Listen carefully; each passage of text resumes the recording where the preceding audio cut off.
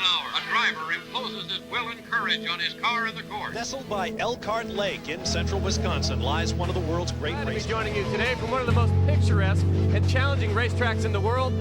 The quaint town of Elkhart Lake in the Kettle Moraine region of Wisconsin held its first motor race in 1950, and for the next few years held competitions on the local roads. After a fatal accident at Watkins Glen in 1952, the United States outlawed contests of speed on public roadways, including those in Elkhart Lake. In 1955, Cliff Tufte built a permanent road racing venue on nearly 700 acres of land just to the southeast of town. He paved a 4-mile scenic course that became known as Road America. Road racing at its best. In the years that followed, the Road America 500 brought the best sports car racers in an often unforgiving 500-mile endurance event.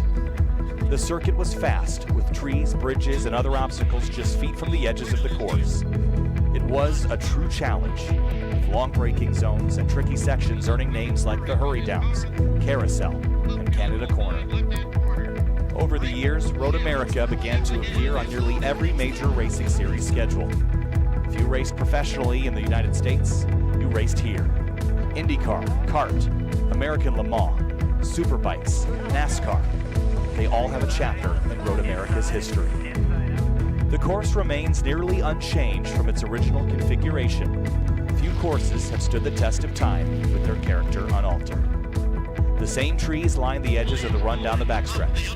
The same hill still rises to the start line, and the Corvette Bridge still stands over Turn 6, as it has for over half a century. And there's a magic to it all, something special. In nearly 70 years of history, the track has become a part of the land that surrounds it, earning itself the nickname America's National Park of Speed.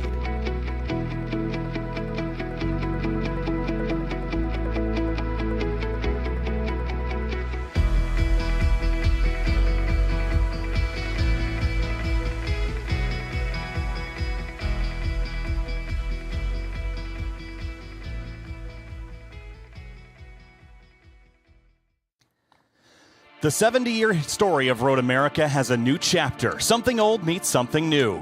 GRIDLIFE returns to this historic facility, but this time with the full festival experience. Drivers describe the trek to Road America as a pilgrimage, and this time it will bring them to the gates of GRIDLIFE's newest event, Round 3 of the 2024 Festival Tour. Welcome to America's National Park of Speed, and welcome to GRIDLIFE Summer Apex, presented by Falcon. Hi, everybody. Kyle Heyer, joined today and tomorrow by Owen Horst from GRIDLIFE. Owen, welcome aboard. Road America is a special place, and this is a huge event that we're excited to be here to put on. Yeah, it certainly is, Kyle. I'm honestly endlessly excited to be here. Road America is such a grand place to be, and it's even more to take in when there's a GRIDLIFE event being built. So I'm really excited for this weekend. Yeah, expected attendance of over 10,000 people, and things are looking even better than that still. So still lots to do this weekend. We've got cars on course right now for GRIDLIFE Touring Cup qualifying. We'll bring you all that action here shortly from the beautiful sights and sounds of Road America at Elkhart Lake, Wisconsin. Of course, this production is presented by Falcon, the official tire of GRIDLIFE Track Battle, and by NOS Energy, the official energy drink sponsor of GRIDLIFE and the title partner of the NOS Energy Track Battle Time Attack Series Championship.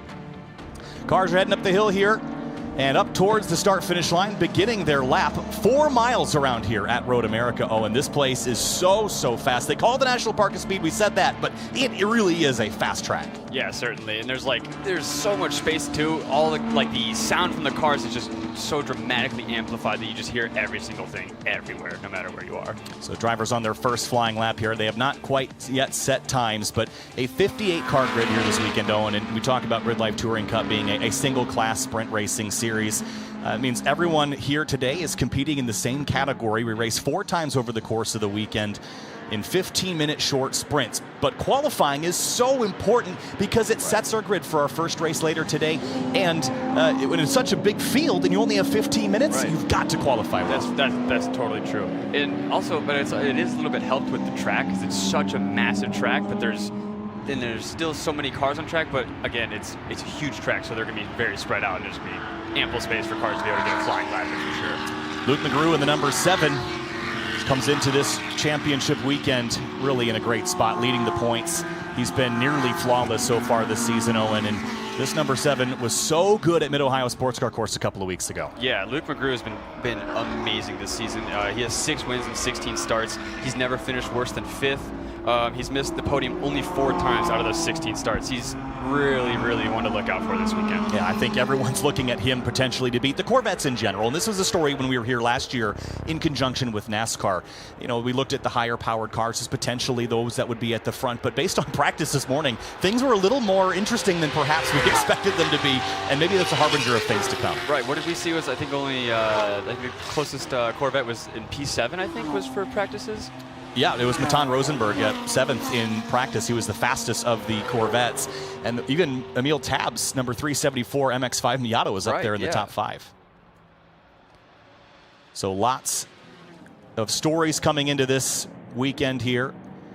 And as qualifying is on track, we'll show you lap times here in just a moment when they start to put some down on the board. Luke McGrew will be one of the first to set a time here, chased by Eric Magnuson, who's making his first start here at Road America. Really? He's a very experienced competitor, but comes out of Pennsylvania. See some dust flying over there in the kink. That's going to be a trouble spot, I think, this weekend with how fast it is. But lap time's coming across the board, and Luke McGrew sets a 2:32.077. That's a pretty quick first lap, as we've seen. Seriously, especially with then Eric Magnuson real close to 2:32.1. That would be really nice. Yeah, so already a very strong start for Luke McGrew. Puts himself at the top of the board. Eric Magnuson goes second quick. Gary Wimble in the Corvette goes third. Look at Matt Waldbaum up to third place in that number 90. Yeah. Dana Basinski in the 109. He's I would call him a local. He's from Wisconsin. Only in his 3rd or 4th GRIDLIFE Touring Cup event this season. Comes from a Falcon Club TR background and didn't really have to do a lot to get this car sorted for GLTC competition, and he has been phenomenal so far. Yeah, I would say so.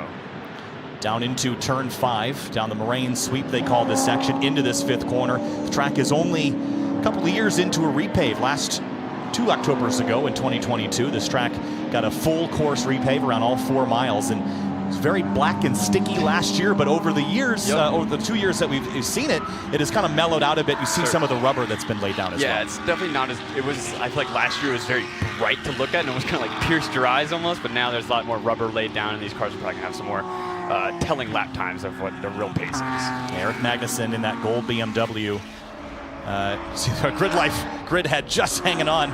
Was he bolted to that fence, or how was he stuck on there? I don't know. I don't think I put that there. He's about to take flight, looks like. But he's having a good time. Yeah, that's one of the things we talk about every time we come to Road America is the high speeds here. Some of the drivers will elect to do sort of, I would call it a Talladega-style setup, right? You're going to take your splitter off, you're going to put your NASCAR spoiler on, pull your wings away, all in an effort to gain some straightaway speed. But looking at the course, especially this backside of the racetrack, it's so much more about technical capability. And it's 2 very distinct tracks from one sector to the next. So I think as far as drivers that are making those gains on the straightaways, they're going to lose it somewhere else. And I think that backside is an example of that. Yeah, totally, Kyle. The Road America is so massive that from like probably turn 1 to 5 or 6, it's just a straight speed track. But then everything after that, from like 7 to 14, it's all handling and aero based. So really, with your setup, you're really going to want, there's a big give and take between how slippery of a car you want and how much of a car you want to grab the air and put it on the ground. You know. Absolutely, and there's a look at Gary Wimble in the number 1 Corvette. He was on pole in race 4 at Midwest Festival back in June. If you recall, that race was really rainy, and through turn 1, he took a bit of a slip and slide. Didn't get the result I think he deserved out of that opportunity. Yeah. So Luke McGrew, 2:30.448. That's only half a second off, well, about a full second off the track record. That was back in 2021 when we were racing on slicks. So this is still a really fast time as Magnuson works his way through turns 1, 2, and 3. Now this right-hand kink on the very far right of the screen, the first part of that is turn 2, and turn 3 is the one that's foregrounded shot here. Right. And then turn 4, again, the moraine sweep under the Sargento Bridge. And have a look at the speed zone here. Gives you a good idea of how fast GLTC cars are heading into 5. We'll see VMAX here around 135 miles an hour over in turn 12. But here, pretty close to it. Yeah, Kyle, I just want to talk a little bit about some of the fastest times that we saw in GLTC practice. They're already a half a second faster than the ones, or our qualifying times are already half a second faster than the ones we're seeing in practice. So I think these times are only going to go down. Yeah, I think I agree with you, and especially, you might run a little lighter fuel load in here to maybe find some extra pace as well. Eric Cattell is rolling down pit lane, so I don't think we've seen him on track just yet. We got plenty of time for this session. There's no rush really, to get this done. We've got 30 minutes here, so I think Catil is letting everyone else kind of set the benchmark, and he'll go out there as Austin Hurdle got a ticket yesterday, showed up at the gate, got in, and here he is competing in this number 34 370Z, and he's had some really solid runs here, including last year, top 5 runs at the tail end of his weekend. Yeah, I've only whenever I've like been working ops and then like I'll take a second to go watch, I've only ever seen a pink 370 really always making some very clean lines around cars, or just like always selecting like great movement to actually just really get the most efficient pace out of that car. So look at the kink, high speed right-hander. It's really dirty over there. Lots of dust and debris from cars going off earlier. In GLTC cars, it's not usually flat, but very close to it. It's a high commitment corner. There's a bunch of rumble strip on the exit. You'll see, I think that was Tyler Pappas using all the road over there. But as you can see in this shot here, the serrations on the exit curbs, those are really violent curbs, and you had an experience with that the other day. Yeah, Kyle, I was out on track late at night. I was taking one of those UTVs, and I think we were talking about all those curves, and I was like, oh, well, maybe I'll just take a look at them. And yeah, I went over the inside curbs of, I think it was turn 6, and I thought I was going to shake that Kubota apart. I was very scared for a second there. So Luke McGrew, fastest of the drivers so far, 230.448. Eric Magnuson is a ways back, and actually McGrew has really set a benchmark that's going to be tough to clear. And there goes Magnuson improving on his best lap at a 231.958. Kyle, if you had to choose, what would you do? Would you go for more aero, or would you want to slipper your car?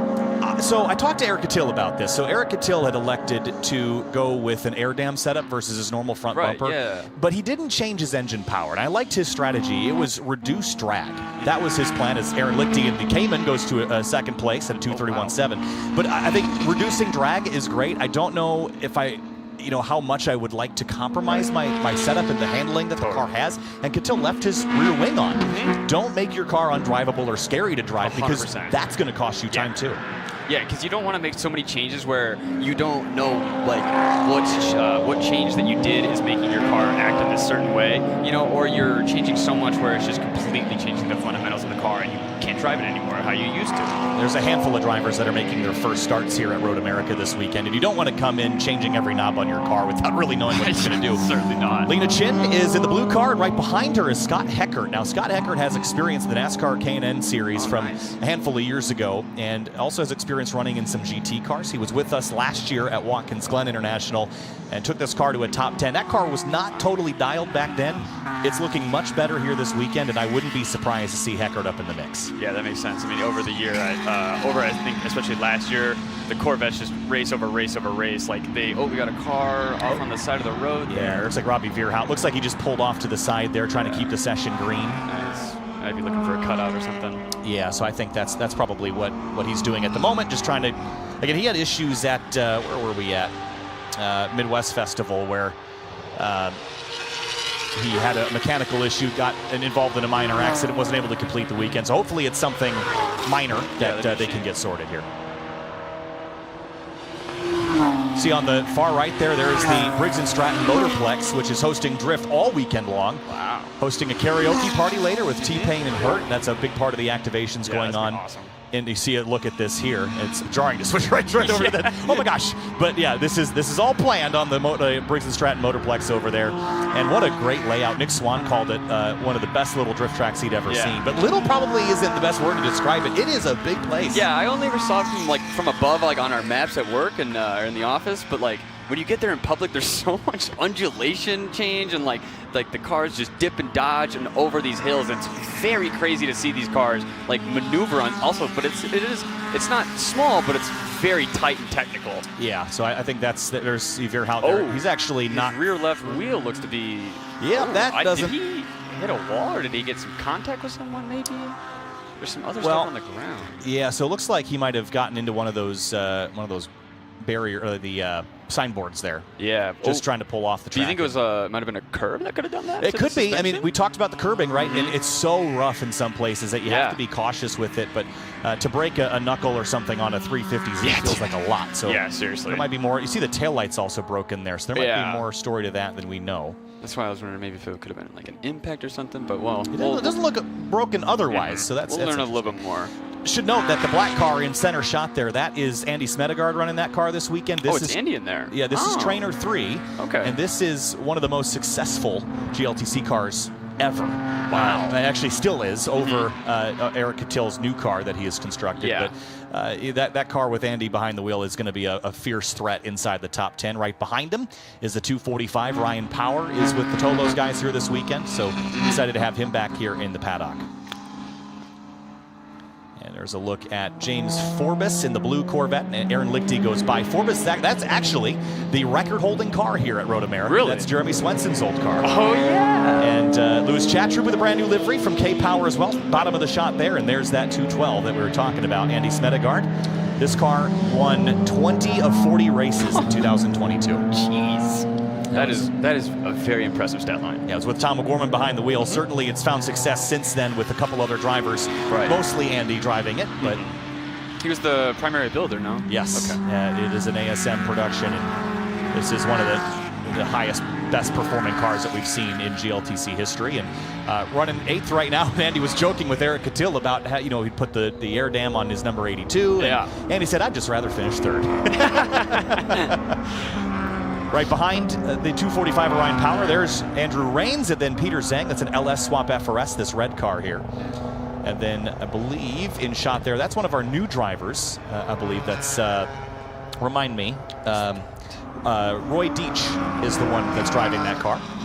And there's a look at James Houghton. Was wondering when he would pop up on the timing and scoring. He's currently 4th in the championship standings, and nowhere to be seen in the 19th in the top 20, so he's got some work to do. And Eric Cattill's outside of the top 10 as well, so there's still lots of speed for them to find. Yeah, totally, Kyle. And then back to Deach. His Miata, that number 630. It's a 2.4 liter Ecotech swap, actually. So he's actually probably around the lightest car in the field at probably 2,100 pounds. He said he was making around 167 horsepower, something like that. So I can't imagine. I think probably just a paper sail on the wind at sometimes. Yeah, that's a pretty light car. Oh yeah. The heaviest cars we've got, I think, it's Jason Conakry's M3, E92 M3. That car weighs 3,700 pounds, I think. So just imagine the difference between those two cars. Yeah.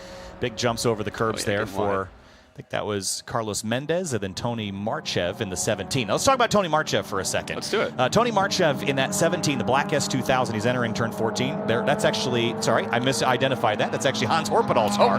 But Black S2000, we'll talk about Tony anyway. Yeah. Came into this, into Mid-Ohio with a couple of decent runs, a few top 10s on the season. Went to Mid-Ohio, all 4 races were in the top 5. Oh. I found that he was a little down on power, not that Black S2000 either. There's a couple of them out there. That's Alex. Is that Alex Moss returning with us here this weekend? It might be. I believe it was. Yeah, I did see him in the sheet. Yeah, that's excellent. So we have Alex Moss back, but Tony Marchev, 4 top 5s at Mid-Ohio, and really comes in with a lot of momentum. You see him 7th on the timing and scoring now as James Houghton jumps up top 10. Yeah, that's Mid-Ohio is such a driver's track. I wonder if it was like a little bit of confidence with a lot of the drivers. They really love that track, so I feel like maybe someone's going out there to like one of their favorite tracks and really looking to show out. Yeah, the other car that I have not noticed in the top 10 that I would have expected, well, Eric Cattill's one of them. I haven't seen him yet. The other, he is on there. Oh, he is? Oh, I see him there. Yep. Okay. The other car that it's missing from the top 20 is the runner-up in the championship right now. That's Matan Rosenberg.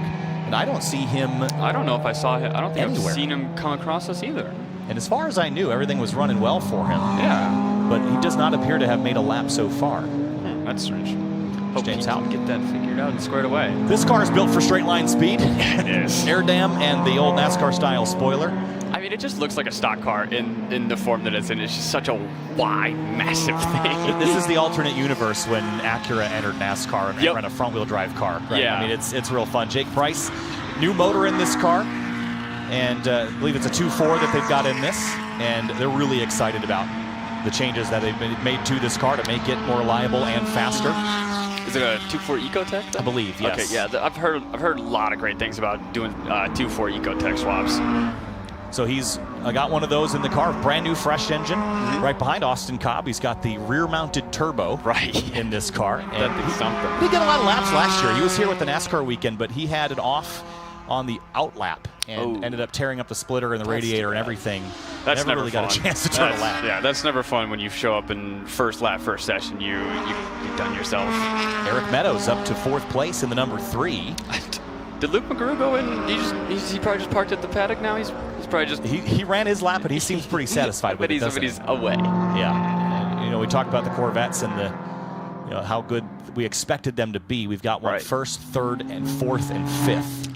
So they're all, actually, did I say that right? No, first, fourth, and fifth. Third's Magnussen in the BMW. Looks like Matt Beck took a right-hander. He's in a 240 SX, an LS swap. Oh, he changed that engine. What was in it now? I was talking to him yesterday. It's a VQ35HR from like a Infinity G35. Yeah, he bought it as a. It was an LS. What was it last? Like a Mid-Ohio, I believe. It was at LS. Skoda, actually. Oh, okay. And it didn't make it through the weekend. Mm-hmm. Yeah, he blew it up, and then I think he bought the G35 like on his way back. He was saying. Right. Yeah, something crazy. So good to have him back in the paddock. There's Eric Meadows in a similar car to Luke McGrew's black Corvette. I was giving Luke a little strife yesterday when he rolled in. I was like, you're wearing a black hat, black pants, black shirt, black truck, black trailer, black car. And he looked at me and said, well, you're wearing the same thing, man. Why are you picking on me? And Eric Meadows also has picked any car so long as it's black. Hey, man, black goes great with everything, all right? I mean, their point was all the body panels come in black, so if you need to replace them. That's true. That's true. Well, Eric Meadows has he's got carbon fiber rear fenders. I noticed that the other day. Oh, sounds like Marcus Luttrell telling us that Jake said K24A2 now. In what? It's a K24A2 now, but it is a fresh one. Oh, okay. So I think I was getting my Miatas confused with the 2.4s. Kerry James in the 44, this ND Miata that's got an LFX in it. V6. Really? Yep. So that's a pretty unique build. The NDs are really nice looking. I really enjoy those. We don't see a lot of them in wheel-to-wheel here. I mean, I can't imagine that it's because of the car itself, right? I feel like it might just because it's so much newer and it might just still be a little bit more expensive. You don't want to like do that to a new car. Yeah, I think also for this particular category, you're almost certainly going to engine swap it to make the power that you need. Yeah. So it's not probably the best platform to jump right into GLTC, but if you want to build it or use it as a platform, it's not so bad. Kyle, what if I wanted like a Miata and I wanted to put a turbo on it or something like that? I mean, turbos don't take any modifiers anymore, so you can put a turbo on effectively for free. I guess the thought there is, if you're putting a turbo on your car, you probably need it. Sure. So, and the interesting note about this car is Kerry doesn't have any side view mirrors. He's got them, but they're the NASCAR style ones that are tucked inside the car. Oh, yeah, okay. They're like they're convex mirrors on the inside. Yeah. I wonder if he's saving any drag from that. You have to imagine a little bit at least. I know it's not just him who's got those. I know Matan Rosenberg and his Corvette, he's got those as well. Yeah, interesting little car, that ND with the LFX. It does look good though. It does look great. Right behind Matt Waldbaum, he's got a sequential transmission in that car, and really, you see the split livery. And for those that missed Midwest Festival, this car, the chassis, is Andy Smedegaard's old car. Really? And they swapped all of the components from Matt's number 90 car onto Andy's old chassis because they preferred Andy's chassis to Matt's. Matt's had been around as a race car for a little longer. It was kind of beat up, so they switched everything over to Andy's car. So that's why it's a split livery. It's that's really neat. I was about to ask. I was like, why would they? So it was just like a much older chassis, and that's why they wanted to change. Nothing like specific, like it was a wrecked or something. Yeah, I think they just never really. It wasn't up to snuff for ASM. So they really wanted to find something that was a bit better for them. Then they did that transmission swap. As we get the checkered flag now, drivers will be able to finish their laps here. Car that snuck up there in the mix, Dana Basinski, 7th place. Really impressive. Yeah, I mean Dana and Club TR, that's what he's going. He's going out there to do that anyways. He's ripping flying laps, so I wouldn't expect anything less from Dana to be able to definitely get his car up there. Yeah, great point. Coming from a time attack background is same with Luke McGrew. He's done the same. James Houghton has done the same. Yep. Coming from a TA background. Nick Fuller in the number 25. That's that black BMW that just came across the stripe. Nick just improved on his lap time, and 54 cars took times in that session. I am surprised to see Eric Cattell 18th. Yeah. That's going to be disappointing for him, I'm sure. And I don't know why, because the car was so fast in practice this morning. Top 5. Yeah, it was. Yeah. This morning in practice, he had a 2:31.45. I'm trying to find his lap time from here right now. I can't see it. Or he did a... I don't know what happened. This is Brian Leonard in shot, that gray FRS. He's dragging his air down there, or splitter or whatever he's got on it. So that's not ideal. That sucks. Tough situation. Yeah, you hate to see that. And with the checkered flag out, let's have a look at our unofficial qualifying results. Luke McGrew In the number 7, up on pole, Aaron Lichty, Eric Magnuson, Eric Meadows, and James Houghton, the rest of your top 5. Now, interesting top 10. I think we have a handful of S2000s there. Smedegaard, Marchev, and Waldbaum. Yeah. And looking down the rest of the order there, Ryan Kristoff qualifying right next to Eric Catil. That's great for Kristoff. For Catil, that's going to be a bit of a struggle. He's got a lot of cars to pass this weekend. Catil will be interesting to watch on the race start, especially see if you can see him poke his head out amongst the scrum of people. That car still seems to be on the side of the road. Yeah, and they'll go get him. Yeah, they'll probably get him and bring him back in and return everybody. But Alex Moss comes across the stripe, and that will conclude qualifying here for GRIDLIFE Touring Cup. And interesting session. We saw a lot of really solid times, but Luke McGrew clearly a step ahead of everyone else there. Yeah. And I think race 1 later this afternoon is going to be an interesting race to watch to see how things pan out. I think race 1 will definitely be able to let you know where all the real pace is at, especially with Luke. He might have the statement piece for race 1. Yeah, lots of interesting things up on the horizon here. So Rush SR Race 1 will be our next on-camera coverage here, happening in just a few minutes' time. And then, of course, we've got a drift session at 3:15, the NOS Energy TrackBattle Championship Qualifying 1 at 3:35, and then we finish off with 2 more races, Rush SR Race 2 and GLTC Race 1. So it is a full day of action. That it is. Here's a look at the festival grounds as well, and you can see the stage kind of center shot there, the arcade tent on the right, and the drift paddock is packed in there, isn't it? I think we have some 63 drift cars, I think, this weekend. So yeah, that drift paddock down at the Motorplex is definitely gonna be packed in there. Well, let's step away for a few minutes. We'll be right back with Rush SR Race 1 from GRIDLIFE Summer Apex, presented by Falcon.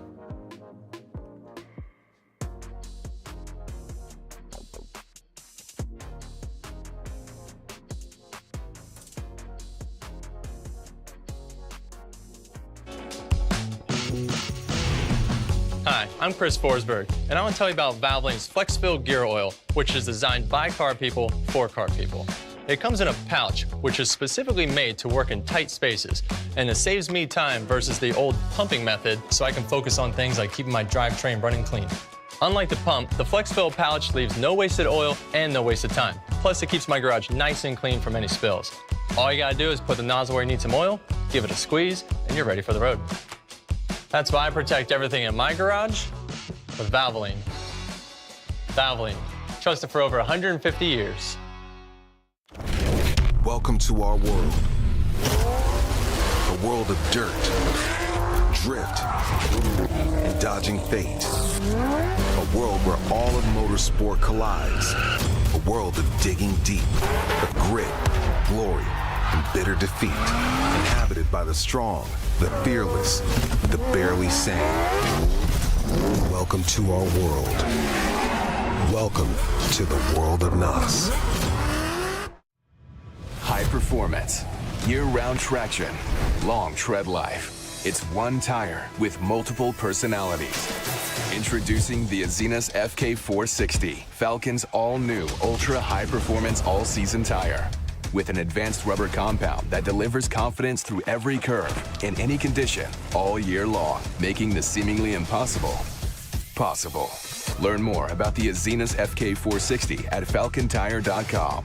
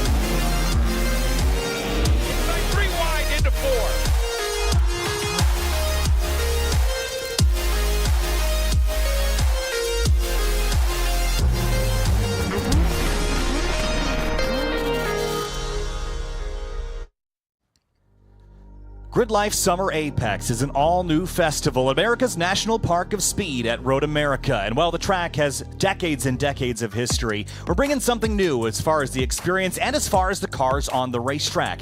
Up next is Rush SR Race 1 here from Road America, and a 40-plus car grid of these fantastic sports racers. Kyle Heyer alongside Owen Horst. Owen, welcome aboard. Yeah, dude, I'm really excited, especially for these Rush cars. Kyle, I don't know how long we've been talking about seeing the Rush cars going around Road America, but I'm sure it's been well over 3 months that we've been talking about and waiting to see these cars. We're all very, very excited for it. GRIDLIFE Summer Apex, presented by Falcon, is the official tire of GRIDLIFE Track Battle, and NOS Energy, the official energy drink sponsor of GRIDLIFE, and the title partner of the NOS Energy Track Battle Time Attack. Let's have a look at our 4-mile track map here. 14 turns around here, Owen. It all starts with this crazy fast run down to turn 1. You get to turn 2 and turn 3, and then this very, very long run down to turn 5. That's right. Yeah, all the way. The run down to turn 5. You don't really know what you're looking at. You're kind of just hoping for the best that you'll find the braking zone and your brakes are going to work at turn 5. And then hopefully they do. You head up to turn 6, car gets light. This is a challenging section that leads into turn 7 and 8. They call that hurry downs, leads you into and towards the festival complex. At turn 8, you're making this hard left. It's similar to turn 5 in how you set it up, how you pass, and then into the carousel and the kink. One of the scariest corners on this racetrack. And in Rush SR, it's flat, Owen. Of course it is. Yes. Of course it is. Little downforce, lightweight, then into Canada corner, one of the last good passing opportunities down here, down to about second gear, up into Billy Mitchell Bend, and then turn 14 is your last opportunity to get something done if you can't do it on the run up the front straightaway. This is a fast place. These cars are quick little things, man. 1-liter, 4-cylinder engine, effectively chain-driven, revs to 11,800 RPM. Yeah, and on that note of like the red line is, it's not like an ECU limited red line. The only red line is the muscles in your hand. So like you can rev that car as much as you want. You can blow it up, but like it is your own ability to shift that car and make sure that it doesn't. Here's a look at our format here. We've set this grid by qualifying. Race 2 tomorrow. Actually, sorry, later today, actually, will be set by the finishing order of this race. This is race 1. Let's go through our starting lineup. We've got 4 miles to get it done for 40-plus cars. On the front row, it's the number 7 of Nico Bratz, and Alex Chang in the number 11 rolls off on his outside. That's right. And then row 2, we got number 56, Ryan Leach, and then number 95, Cole Gamma. In row number 3, it's Rob Radman in the number 5 alongside the number 8, the Rush Stig. Ooh, and then behind them is Michael Schneider in the number 2 car, and then Ethan Lowe in the number 1. Got a great story about Ethan we'll talk about later. James Wheeler rolls off in 9th in the 49 car. Kaylee Countryman makes her start here this weekend. I believe she is under 15 years old. She'll roll off 10th in that number 9. That's something. And then in the number 9 and number 22 car respectively, we got Nick Billingsley and John Ulmer. And in 13th place, row 7, it's the 87 of Sheldon Rosenbaum, and Jacob Galley starts 14th in the number 27. Behind them, we got the 98 of Logan Hadel and the number 10 of Suelo Almeida. Yeah, Suelio comes from a sim racing background. Excited to have him here again this weekend. Jason Oler starts 17th in the number 74, and James Williams 18th in the number 40. Ooh, that'll be exciting to watch. Then we have the 81 of Robert Desjardins, and then the number 12 of Brett DiGiacomo. DiGiacomo in that one. In 21st place, it's Matt Wilson in the number 83, and Sam Reed rolls off 22nd in the number 17. Yeah, and then behind them again, it's the 13 of Lee Keller, and then Via Saldana in the 30 car. And 25th place is the 19 to Kelsey Billingsley. Bill Wright rolls off 26th in the 58 car. And then behind them again is the 77 of Jake Sanders, and then the 144 of Team Rapscallion, Kyle. Love that team name. And Team End Alzheimer's Racing rolls off 29th place. And Tom Burns in the 62 starts in 30th. A little trouble there real quick for the 144. And again, that is an exciting story we'll talk about a bit more as well with the driver that's in that Sunoco-sponsored 144 car. But will bring us back to row number 15 with that Team Alzheimer's Racing car and Tom Burns, as I mentioned. Yeah, and then in the 30th and 31st position, Kyle, we got Tom Burns in the 62nd car, and then Michael Hadel in the number 47. Yeah, we'll wrap up the rest of the grid for you here. Jeff Hughes in the number 52, John Howe in the 6, Bill Lasure in the 21, J.D. Kroll in the 35 car, the 36, Chuck Desjardins, Fred Thomas, Timothy Fokine, Bruno Papura, James French, Larry Brady, and Reed Tyler bringing up the rest of the field. James French is a storied driver in prototype machinery. You recognize that name from competing in all sorts of SCCA divisions with prototype machinery, but also in, I think it was the prototype challenge class, is the 144. He get into position, I think. Yeah, working his way back. Now, there is a rule about that, and I don't know if Rush SR has a different rule, but typically you can get your spot back, but it depends on where you pulled over. So how it will typically work is if you're in pit lane and you don't get going, you can take your spot back. But I might be mixing up SRO rules, so I got to make sure I check that a little later. And so the 144, we told you we'd tell you the story about that. It's Nate Hamilton behind the wheel. Oh, is it? Yeah, so they announced that a couple of weeks ago, and so he's jumped in this Sunoco-sponsored 144. Really excited to have him here in the paddock. That's so cool. That's so cool that we have that one of the GRIDLIFE partners is sponsoring one of those cars. That's really awesome to see. Yeah, Ethan Lowe, we said we'd talk about as well. He sent me a note earlier. Appreciate Ethan sending us some information. So his background, well, he started karting in 2008. He was a national champion in his first year of pro karting in 2009 and more titles in 2010. Look at this shot real quick, though, Kyle. With the drift cars going by and then the Rush SRs gridding up. That's beautiful shot. Yeah, great shot there. It shows how much is going on here at Road America. Lots of campers already filing in as well. But to continue on with Ethan's story, debuted his pro racing career in IMSA and SRO and Trans Am, and then continued on until his year-long racing hiatus started in 2018. And of course, he's going to be working with, he had worked with Late Entry Motorsport in 2023, and has continued to work with them. And he calls them an ambitious, focused, and hungry collective to work with. I love it. That's a great adjective to put with your team, I would say. So really, really exciting for Ethan Lowe to join us here this weekend. Kyle, is it the same rules with, so now we're going to get into some grid rules again, I'm asking you, but is it the same rule with GLTC where if the person in front of you has a mechanical or some type of problem, you're not allowed to fill that space in front of you? Correct. Is it the same with Rush where you're not allowed to fill that space? Correct. So if someone drops out on the pace lap, you're supposed to leave the gap. Now that is not true if when you leave pit lane, they're not there. When you get split left or right lane, then you can fill it. Right. But if they drop out, you do not fill that gap and you stay there. Okay. Into the kink now. Race format's about 15 to 20 minutes of green flag racing. And if we get a safety car, we'll try to get reset and go again as long as we can in our time slot. And these cars are effectively a spec formula.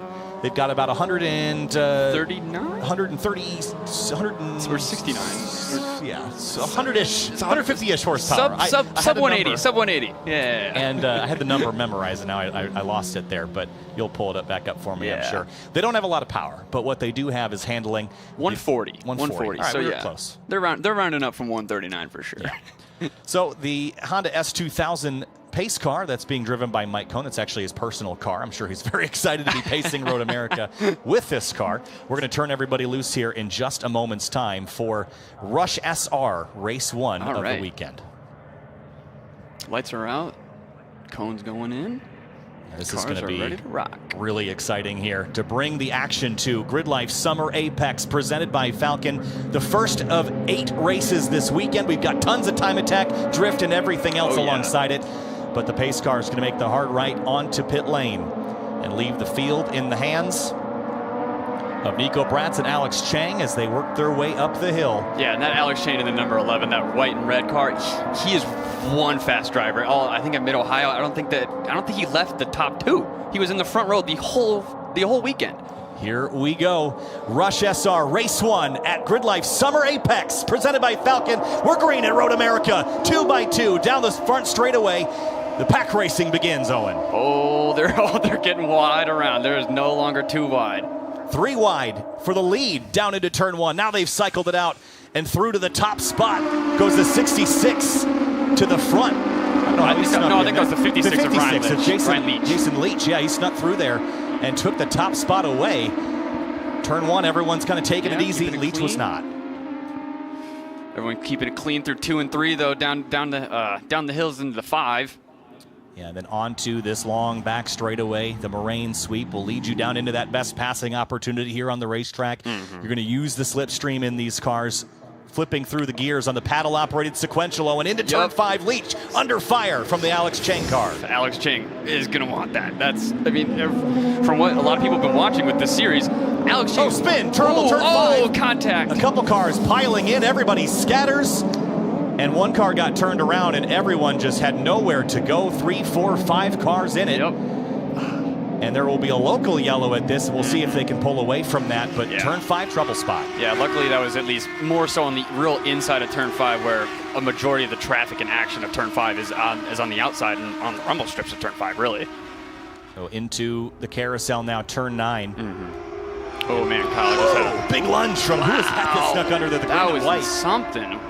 That was a dicey move there. Kyle, all I can think about now is hitting the curbs in one of these cars. It will not be friendly. And honestly, we didn't really get to see how that turn 5 incident started, but I wouldn't be surprised if it was a big curb strike maybe. Could have been, yeah, it might have been the inside, the apex curve, right? Could have been contact, could have been anything. Into the kink, full course full caution. course yellow, all right. And that is because of a handful of cars. The 08 is one of them. I think we got a bumper off on the ground down there too, or something. Yeah, so that is not great news. And one of the cars that was in that. Safety team is on it. That's good to see. Yeah, great quick response there. Was that the Rush Stig in the 8? Was it? I don't see a 08 because I don't think we keep leading zeros. Yeah, I don't think we have like 8 or a 08 type thing. So that's interesting to see that car involved in that. But they're going to get slowed up and they'll get collected behind the pace car. And hopefully we'll get these cars moved and we'll go again. But yeah, frantic start, and we saw the aggression. Certainly was, Kyle. But I'll tell you what, the 56 Orion Leach taking advantage of that start, getting to the lead, and now it's a whole different ball game looking out the rearview mirrors. I don't know why our ticker's saying. Well, it'll update at the start-finish line here. Yep. So it'll do that right here. So there's the 56. Now he'll go to the top. Yep. Alex Chang, Wheeler, and a handful of others, including Gamma, Countryman, Billingsley, Ulmer, Gailey, and Oler, the rest of your top 10. There's a lot of cars. It's like a jigsaw puzzle here. You're undoing it. Ain't it? Oh, is he going to? Yeah, he's going to have to maybe drive back to his paddock with no front bumper. Yeah, that's Rob Radman in the 5. At least a majority of these, or I would assume most of these cars are probably going to go out of the exit at turn 5. Those that cut out at turn 5, so they won't have to do like a whole Correct, lap, you know? yeah. They should be able to get them off track pretty quickly. Right. Michael Schneider is the 2. These are front-running cars, and the incident started up towards the front. And they just got collected there, and it's a kind of a blind corner when you go down there through 5. You can sort of see the exit, but they were sort of track left. Yeah, I'd say you also kind of, you know, I mean, obviously maybe drivers wouldn't want to hear this, but I feel like you can totally get tunnel vision going down into turn 5. Oh, absolutely. I mean, like, turn 1, yeah, or turn 5, lap 1, absolutely. Yeah, it just blurs, you know, and like, especially with like such an accordion effect also on lap 1 where like cars are going to be braking much sooner before other ones, so you're going to have cars getting a lot closer, just like they're doing right now. They're accordioning into each other. Yeah, and so, you know, you Not bring that hitting, up, but and get something closer. Greg Kramer talks about all the time is having eyes up, right? And Yeah. it's tricky to do, especially when you've got so many cars directly in your surroundings, right? Sure. But the idea, and this is something that drivers will learn, and these drivers certainly know, is to keep your eyes up down the racetrack, because it's, you know, sometimes the things that are 500 feet away are up on you pretty quick. So. Yeah, look where you're going, not where you are. Right. So they're going to hopefully get the rest of these cars fired up and pulled away. And the safety team doing an excellent job here, but we'll have to navigate around this. Got a waving yellow here, and the white flag with the red cross. That is for safety vehicles on course. Okay. Some tracks will just use a white flag, and Road America uses the cross flag. And now working their way through turn 5, bumping over the curbs. You watch these cars, you talked about it. Yeah. I mean, watch them bounce over these, and this is driving at 10, 15, 20 miles an hour. Imagine that at 60 or 70. Yeah, seriously.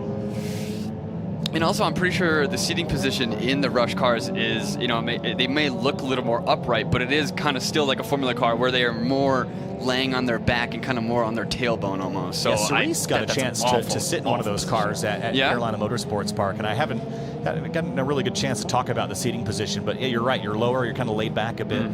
It's a comfortable racing position, but certainly you are low enough to the ground that you keep the COG low, keep the physics in your favor. Yeah, seriously. If you don't know COG, for those at home, it's your center of gravity, so you're keeping it low. You don't want that very high in your car.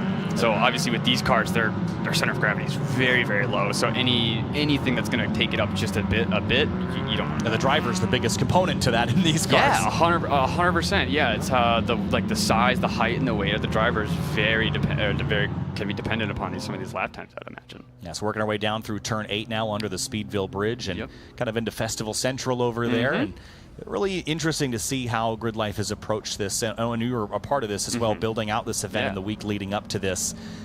You know, we haven't, and even some of the track staff have said, you know, we haven't seen something like this before. It's kind of an all-new platform, but an all-new place for a GRIDLIFE event. Yeah, I'd also say that that's not, that's something that GRIDLIFE isn't, or is used to when we get to a track where the track staff is like, we've never done this. And then they kind of just like, they're just kind of like, you know, not necessarily like nervous, but like it could be nerve-wracking, you know, having like such a massive event like this coming in, and it's not one of the legacy IMSAs or a legacy MotoGP event or something like that, you know. So people take a risk on us, but I'd say it pays off for sure. I think it's all really great news to have the track with us here helping this. And honestly, a lot of their feedback was we haven't really done a lot. Yeah, even though they absolutely have. And we have to give a huge thanks to the track staff here from Road America, the corner workers here as well, all of the trackside staff that are keeping it safe.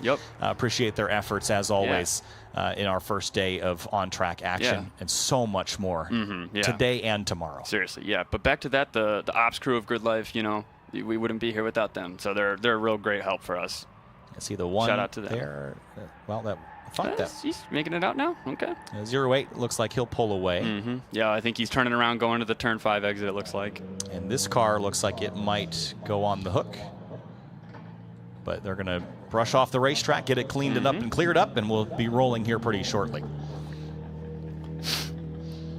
So as we get set to restart here in a few minutes, this is Rush SR Race 1. Just a preview on what's happening for the rest of the day. We mentioned it a bit earlier. We've got Drift coming up next, then Track Battle, Rush SR Race 2, and then we finish the day with GRIDLIFE Touring Cup Race 1. That's not all that's happening, though. Ooh-wee. There's lots more. There's a disc golf tournament going on. We've got karaoke with T-Pain and Hurt happening on the Motorplex area here this weekend. The drifting at the Briggs & Stratton Motorplex is all afternoon.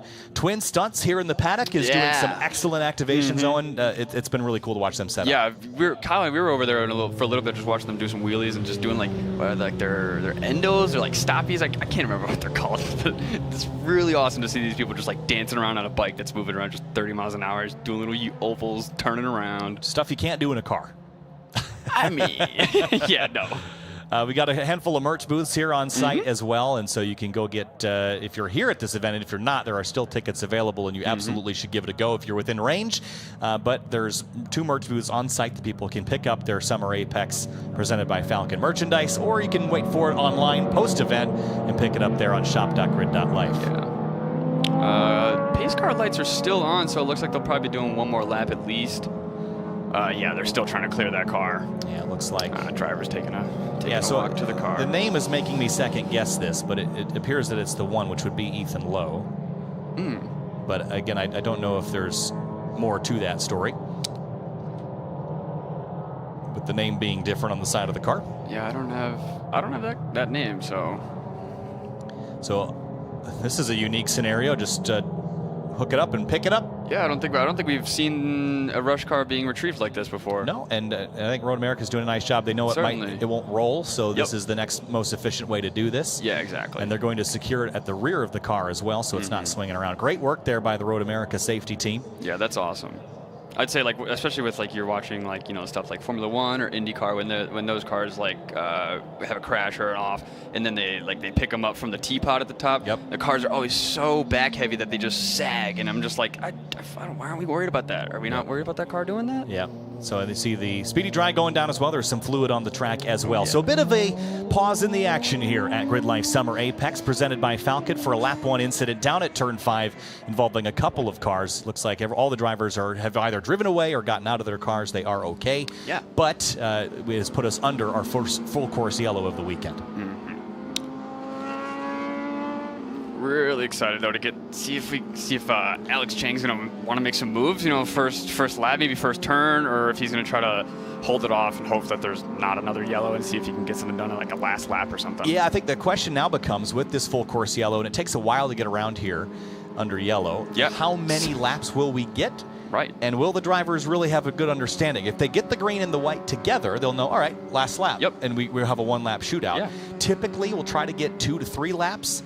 But depending on how much time is remaining, you might get 2, you might get 3, you might get none. So restart accordingly. Yeah, but in that 15-minute time span that you have, what could you get? Like, especially on this track, like maybe 5 to 6 laps in a 15-minute session? Yeah, it depends on the pace of the cars, but 5 to 7 laps is pretty common for our GLTC group, and these cars are quicker in some contexts. So get that fluid cleaned up, and the field will be coming back by that way fairly shortly. Super dry. Man, this stuff, the old kitty litter pulling out it already. Hey, man, you never know when you might need it real quick. So brushing it off, the Rush SR on the hook. And again, the 4 miles of Road America require a lot of upkeep throughout the year, and they make this facility looks unbelievable. Seriously. We have fantastic weather today. You couldn't ask for better than this. And there's a great look at turn 6 and 7. Just off to the right there is the famous Corvette Bridge. It's seen a couple different partners over its 70-year history, but it's been Corvette for most of it. Yeah. And it remains that way. Love this shot here with the speed trap as well. Yeah, the speed trap is a very, very, very cool and unique part of this track, because they're like, I feel like not many other racetracks in the world have like a dedicated spot where it's like, this is our speed limit. Yeah, there's some NASCAR tracks. I know Michigan Speedway's got one, and Fontana had one, or maybe it was just Fontana. One of the 2-mile tracks had it when NASCAR was there. Going off into turn 1, you'd see 215, 216, 217.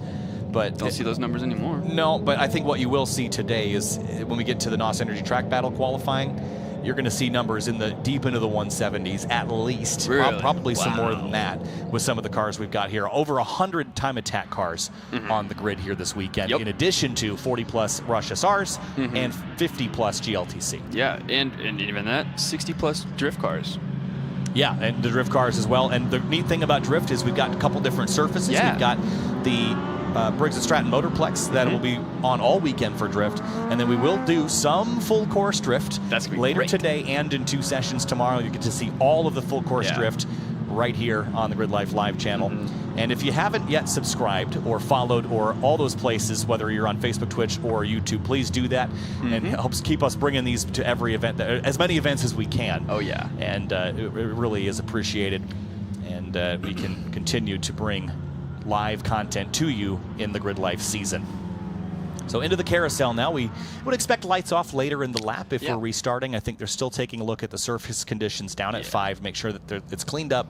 And you don't even really want a big pile of speedy dry there either, because you're on the power there, and that could be not great.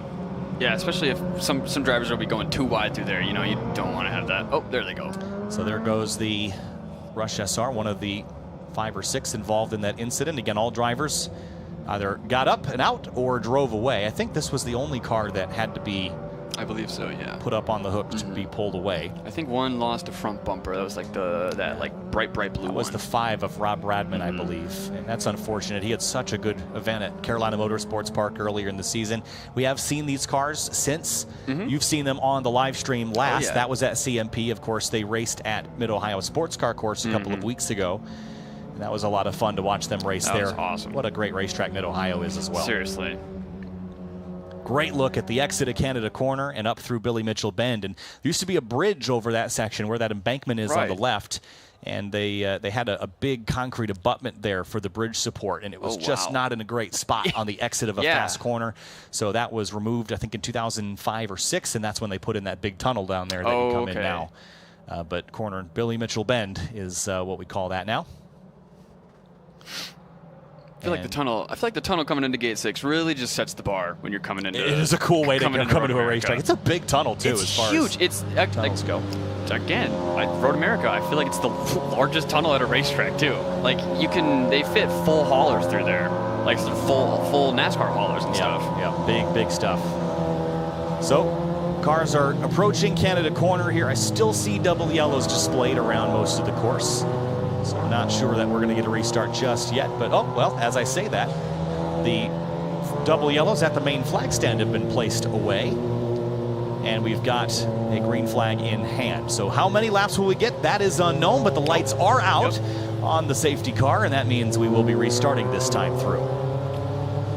Predictions? Looks to be, oh, well, I can see from here, it looks to be a white and a green flag in his hand, so I think we'll be getting one lap, right, Kyle? All right, well, we had three-quarters of a lap to start, and we might get one full one to finish this one. Rush SR Race 1 from Road America for GridLife Summer Apex, presented by Falcon. The 40-car Rush SR field enters turn 14. Jason Leach, Alex Chang, and then behind, it's Wheeler in the 49. Bratz, Gamma, your top 5. Pace car turns onto pit lane, and now it's a patient waiting game for that green flag. Where's their starting spot, Kyle, or do they not have one? Is it just based upon... Green flag waves. When the green flag waves, copy that. Heading up the hill, the anticipation. So it's single wide at a single file. Okay. Green flag, we're back underway at Road America, and a white flag being displayed. One more lap, and a good launch. Here comes Chang in the 11, side by side down the front straightaway. Definitely having a look. Some people in the back having looks around the outsides. Alex Chang trying to pull ahead of Jason Leach into turn 1. Leach deep on the brakes into turn 1. Can he get it slowed down? Yes. Oh my goodness. Behind, Wheeler under fire from Bratz in the red car, the 7. Trying to get around down towards turn 3. Draft, slipstream, all in the minds of the drivers now as they enter that third corner. Slide behind him. One car off. No contact. Oh, and he's off outside. Into the grass. We're going to stay, hopefully, full course green because there's just a local yellow at turn 3. I would imagine stay local yellow because it'll be one more lap, so they're not gonna meet that spot. Alex Chang, and here comes Wheeler and Bratz side by side here down into 5. Bratz is through on Wheeler, and just behind that's Gamma on the 95, and they're single filed out on the run up to the Corvette Bridge at turn 6. Oh yeah. One car off a little wide there. I probably felt a little bit of the pain from those curbs. Yeah, you can see. Also notice the rush cars. They're staying off a majority of those curves, not touching them at all. Alex Chang feeling pressure now from Bratz in the 7. Not going forward. Now he's got to look in the rear view. Into turn 8 now. Half a lap to go. Carousel time. This is where these cars will excel. Certainly. With these 1-liter engines revving past 11,000 RPM. Use all of the performance here. See Wheeler, that green and white 49, really hugging the inside. Through 9, going to be approaching the kink here. Probably. How fast do you think they're going to be approaching the kink, Kyle? North of 100, probably 115-ish, okay. And then into the kink now. Really single file. I mean, even in these cars, double file's not wise. And it looks like Gamma's got to run. The 95's got to run coming on Wheeler in the 49. That's up towards Canada corner. Jason Leach will lead the field down in the 56. Or sorry, Ryan Leach in the 56. Working up towards turn 13. Alex Chang still working it, trying to see if he can make some headway, see if he can get up in the first place. Last corner, here comes the 7 of Bratz on Chang. And Wheeler has Gamma behind him in the 95. Up the front straightaway, Ryan Leach. I think he's going to hold on, but the battle's for 2nd and for 4th. Up the front straightaway, checkered flag waving. Ryan Leach wins at Road America. Then it's Chang, Bratz, Gamma, Wheeler, top 5. And by 4 1/1000ths of a second between those two cars. Wow. Unbelievable how close that is. You know, Kyle, it might have been one lap, but I think that was worth it for us to wait and see that.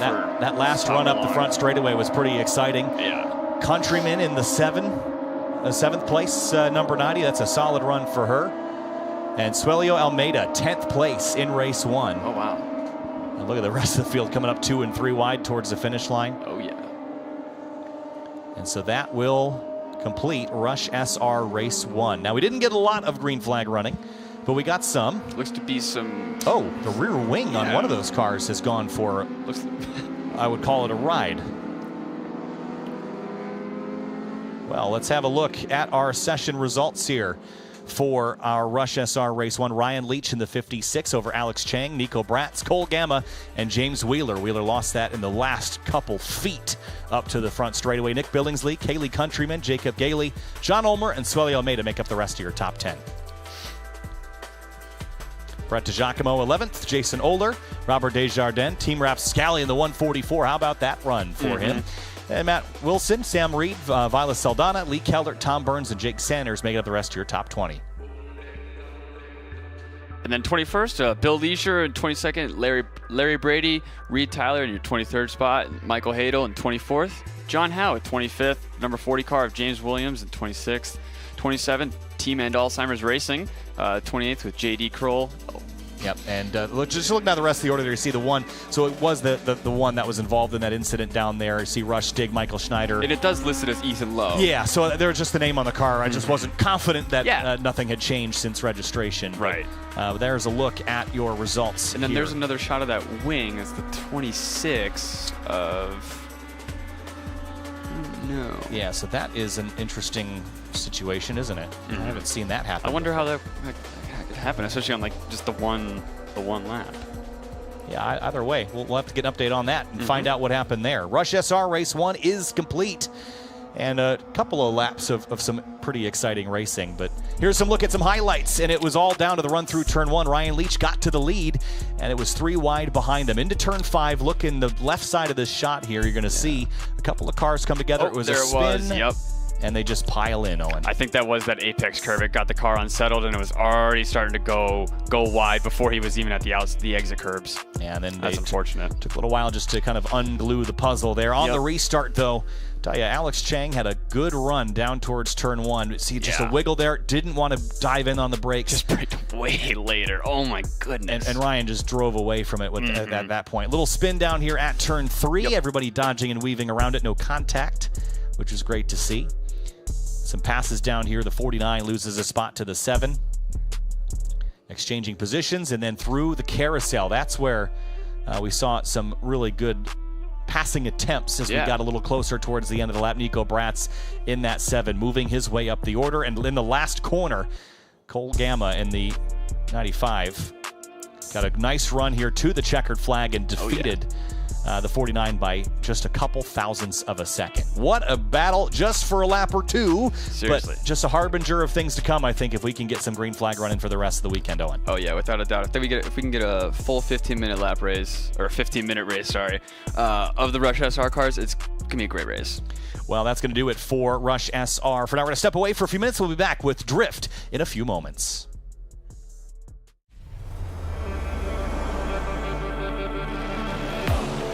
Ricky Stenhouse Jr. has won the Daytona 500. You spend thousands of hours on the road. Can he do it again? Feel hundreds of horses under the hood. But every race, lap, and victory you get starts at 0. New NOS Zero Sugar. Zero sugar, 100% NOS, get after it.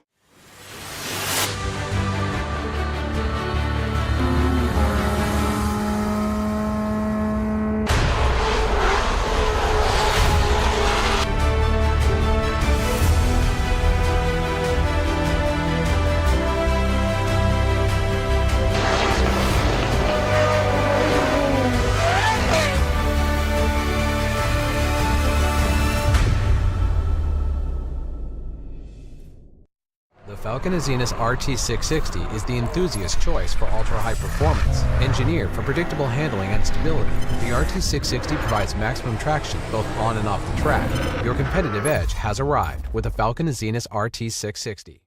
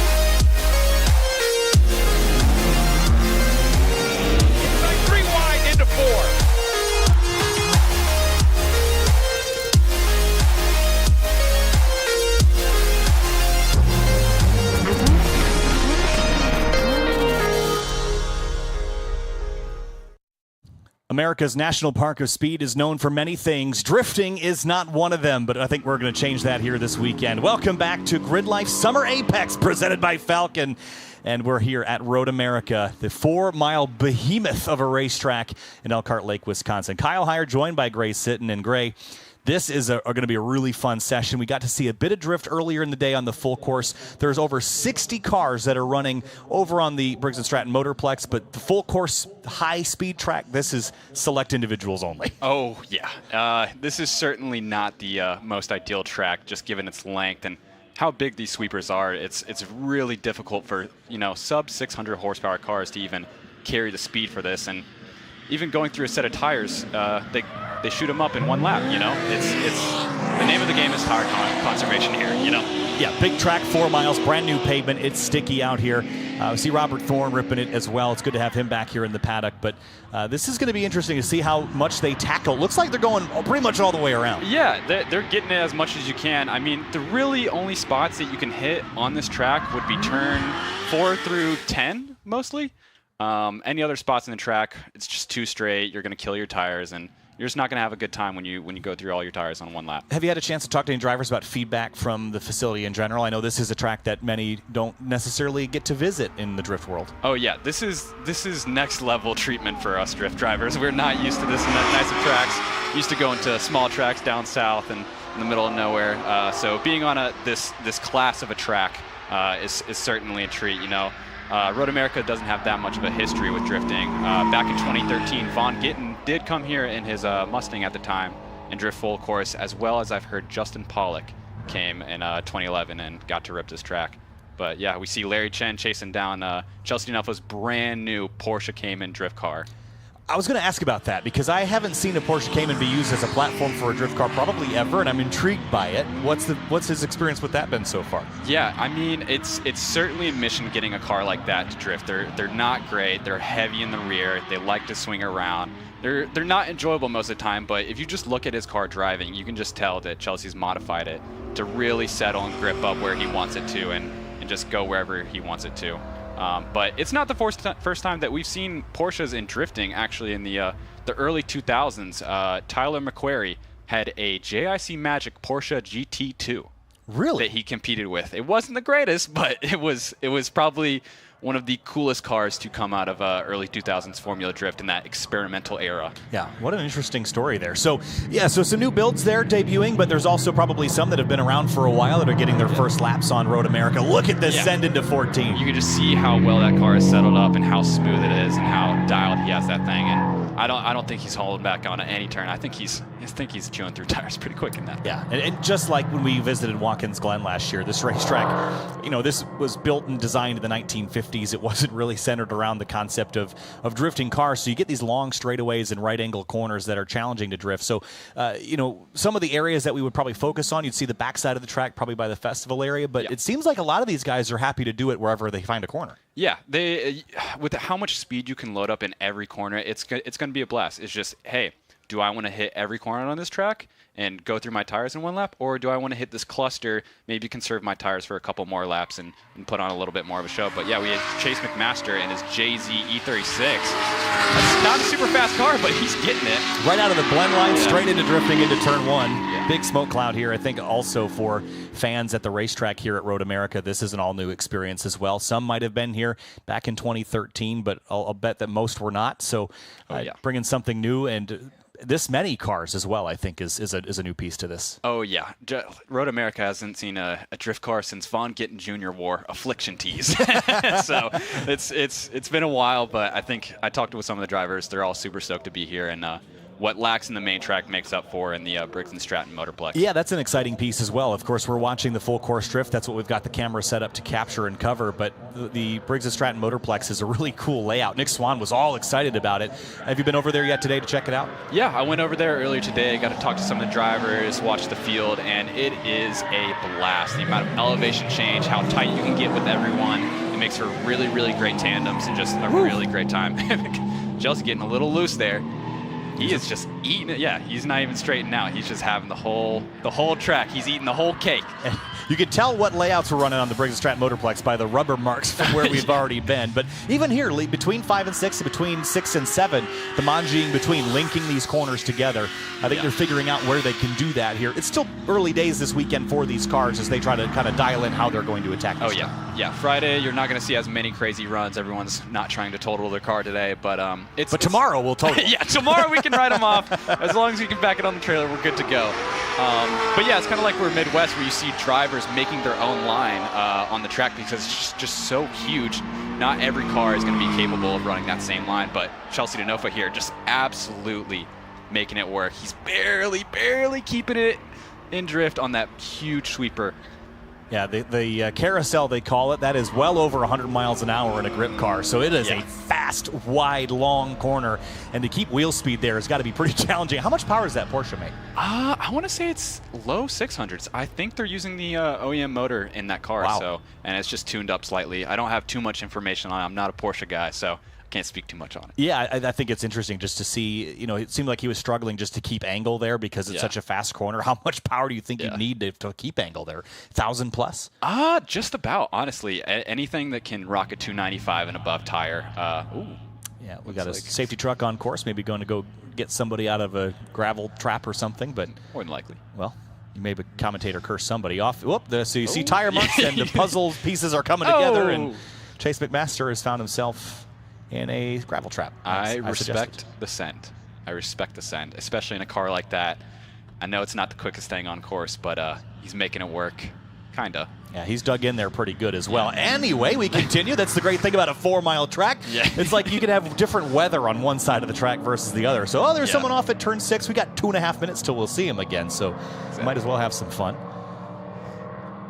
But this uphill straightaway, we at the top of the show, we covered the history of Road America and how effectively the layout hasn't changed since 1955. And this is one of those corners that you get to see some great footage of from 1965 to now. Yeah. And what a great send that is all the way around. Imagine showing this footage to somebody from the 50s that worked at Road America. They're sliding sideways forever. Yeah, make the brain explode. Big smoke clouds cover the area. Larry Chen on the chase right here. Robert Thorne getting after it. Making it work. Manjiing back to the left there with that big concrete wall. That's got to be intimidating. Oh, yeah. Robert's got a lot of experience here, I believe. Did he run a GLTC race here? I feel like he's been here before. I'm sure track days and things of this sort, but I don't think he'll be afraid to get on the loud pedal. Oh, yeah. He definitely gets around in Formula Drift and lets his presence be known through his driving style as well as his GLTC driving. Down towards turn 5. This is, when you're running a grip car, this is where you're looking to pass everybody, but this is all downhill great. Tell me about elevation change in drifting. This isn't something we talked about at Gingerman. You've got huge elevation change here. Does that change the dynamics of how you're entering a corner? Oh, yeah. Changes everything. If you look at this shot right here, it's almost reminiscent of that Road Atlanta horseshoe, how those entries are so fast, so dangerous, and if you don't get it clocked in correctly, you could be flying off track in a second. And so, yeah, elevation change is a big thing to factor in here. Hitting banks, you can usually get a little bit safer and be on the left foot brake a little bit, but if it's going downhill, you really need to be conservative on your speed, especially at the Briggs & Stratton Motorplex. A lot of elevation change there. But doesn't look like that safety truck is making much progress pulling Chase out of the gravel there. Yeah, he's in there pretty good. Oh, there he goes. You just got to get a running start here. Yeah. You don't want to pull on those nice bumper bars, though, do you? Yeah, that thing's super clean. It's almost too clean to be a drift Well, bumper. not anymore. It's covered in gravel, but maybe that's not what the kind of clean you meant. But yeah, they're going to try to get him straightened out. But into the carousel again, such a fast sequence. Yeah, you can see even these local Midwest guys just trying their best to link every turn that they can, just get as much speed. Who's the guy in the blue? You don't know. I don't know his name. I've seen his face a bunch of times at our events. He's a Midwest driver. He's a super great driver. don't know his name. Well, maybe someone in chat will help us out. But he was at Watkins Glen last year when we tried drifting that track. And for a number of reasons, the weather was one of them, and the grip level of the track was another. It did not go particularly well. But there is a great photo of that car full on sideways down in the toe of the boot. And it was just, I was my wallpaper for like 2 months. Yeah. It was just like, what a crazy thing to. And his car matched the walls there, which was really pretty. So. Yeah, with local Midwest drivers, it just not having as much time to drive in the year as much as like Southern or West Coast drivers, you just see a different kind of driving where if you put a track in front of them, they're gonna come. Doesn't matter what the track looks like, how long it is, how fat it is, they're gonna come. You got just a pavement area, and you set up some cones, you can go for it. But even the rumble strips here, this is something that Owen and I talked about earlier. The rumble strips are so aggressive here, and it's got to chatter your rear tires and make a big mess out of your gearboxes. You're trying to grab the gears, and everything's vibrating. So look at what a great shot that is. Yeah, that looks like Colin going through that sweeper. Also a big Midwest driver. You can also see how much the carousel goes downhill just by reference to the land that the festival grounds are on. It doesn't look like it immediately, but when you approach it, it does dive down to the right there. Very gradual. Yeah. You see Talaska here on that corner. Another FD driver with us here this weekend. And that's also a 1JZ E30 behind him. Interesting. Yeah. Looks like we got some more local Midwest boys giving it their best. SN95 Mustang here. Yeah. Right? Have got my Mustang straight? Yeah, I think that is. Gosh, I'm going to get crucified someday for getting that wrong. But this is a bow tie household, so it's fine as long as... down into turn 3 and off towards 5 again. And again, I think really the backside of the track, when Owen and I were talking about the track layout, it's really 2 tracks. You got really the straightaway through turn 5 is like 1 track. Yeah. And you got 3 straightaways. It's just massive speed. And then you get to 6 and beyond, like up this hill and beyond, and it's a handling track, a much different character. Yeah. And that's where I think these guys are going to use their tires at. Oh, yeah. See a little BMW train. They must have gotten chased, dug out. Alaska, just letting it rip. You can see the line starting to develop. Oh! E30 went off course a little bit. Just letting it bang off rev limiter. What a wild ride. What great sounds too. Yeah, but you can see he straightens and chills out. Conserve tires. You don't want to blow them all in one lap. So Ryan Downey in the S13. Does that sound right? That sounds about right. Okay. That does sound familiar. Yeah. Well, thanks to AJ for tipping us in on that. Yeah. Shout out to Ryan Downey, local Midwest guy. Keep shredding. Great lineup of cars here. A couple BMWs, Mustang. This shot is just unbelievable. It's so beautiful. What a perfect corner. I mean, if you got 1,000 horsepower, what a perfect corner. Yeah, and I think this is a wider radius than most of the bank tracks that Formula Drift goes to. So this is pretty crazy for even the FD drivers to hit. Yeah, it's a fast complex. Nice area on exit there to dive if you need to. They got a beach over there as well they put in. I saw they have a whole beach volleyball set up. It's cool. Yeah. I mean, Road America has done an exceptional job with this setup. How about that? Right underneath the throne there. That was cool. We got to clip that for later. You know he's going to be watching that 50 times when he gets home. Yeah, that was awesome. Yeah. Off into turn 6. Colin managing up that turn. Zelinski's. Ooh. Is he going to link it? We'll see. You can see he's trying to follow that line best he can. Got a little overcooked there for a second, but he's making it work. Back on power. Nicely done. Yeah. That's a challenging proposition to get all that stitched together. It's really challenging because at the top of turn 6, the track kind of drops away from the elevation, so I guess it doesn't drop so much as it stops going up. Yeah. But the car gets light, and you got to get the car rotated before you come over that crest. Yeah, it's soon. You got to slow it down, make sure you don't slip off there. Colin's still working on filling that outer. Oh, chilled out a little bit. Yep. Ran out of the beans there. Oh yeah, probably saw some sparks come from the tires. But that is awesome. What a shot. We do have a checkered flag waving here at the main flag stand, but we'll finish out until we come back around and get everyone past the checkered flag. And we've got more of this coming this weekend, Gray. We've got 2 more of these sessions tomorrow, and I think as drivers get more comfortable, they'll start getting sendier and sendier. Oh, yeah. And some of the drivers have told us that they're planning on the whole lap being a smoke show. Yeah, I'm curious to see if we're going to see some tight tams tomorrow. On big wide tracks like this, it can be difficult to bunch up, but we'll see if any of the FD drivers bunch up and buddy up and maybe run some doors together. Not crash, just run doors. There's a difference. There's a difference. There's a nuance to it, I promise. Don't send it. So I think also they're pulling these cars. I haven't seen this yet, but I think they're pulling them off down at turn 8, I think. I believe so, yeah. Because there's not really a good way to get over there from 5, which is typically where you'd pull cars off before then. Yeah, with most of the guys paddocked by the Bridge and Stratton Motorplex, it makes it difficult for them to sift through the crowds here. It's packed out today. Yeah, and it's only Friday. And we're expecting lots more this weekend as well. So the paddock is very full over there. Yeah. We're anticipating the festival grounds to be pretty exciting tomorrow night. There's also plenty going on with T-Pain and Hurt karaoke. Are you going there tonight? That is where I will be. We came up with the media team came up with a team name. The Cream Team. We're going to be going. We're going to be going up there. That's in the public. And I think we got some NSYNC songs lined up, which we're super stoked about. But yeah, we're going to be belting our voices off, and yeah, if you want to hear some dudes screech over a mic, hit up the T-Pain. All right. Well, that's going to do it for Drift here for the first session on the broadcast here. Thanks for watching. Of course, we've still got more this afternoon, and coming up very, very shortly is the NOS Energy Track Battle Qualifying 1, followed by Rush SR Race 2 and GRIDLIFE Touring Cup Race 1. Kyle Heyer with Grace Zitten. We'll see you here in a few minutes for the NOS Energy Track Battle Championship.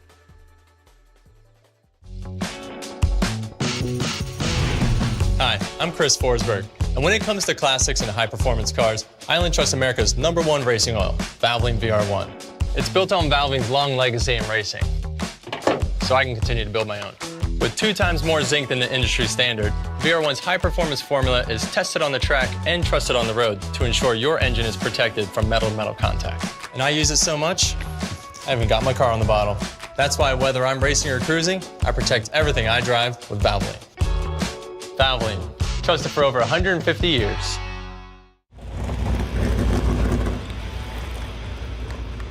How'd I do? Great if you're not looking at the clock.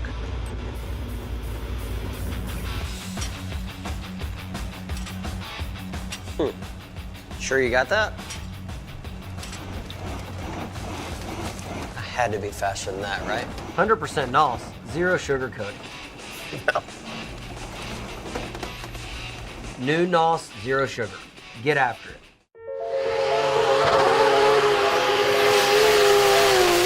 For those who demand winning performance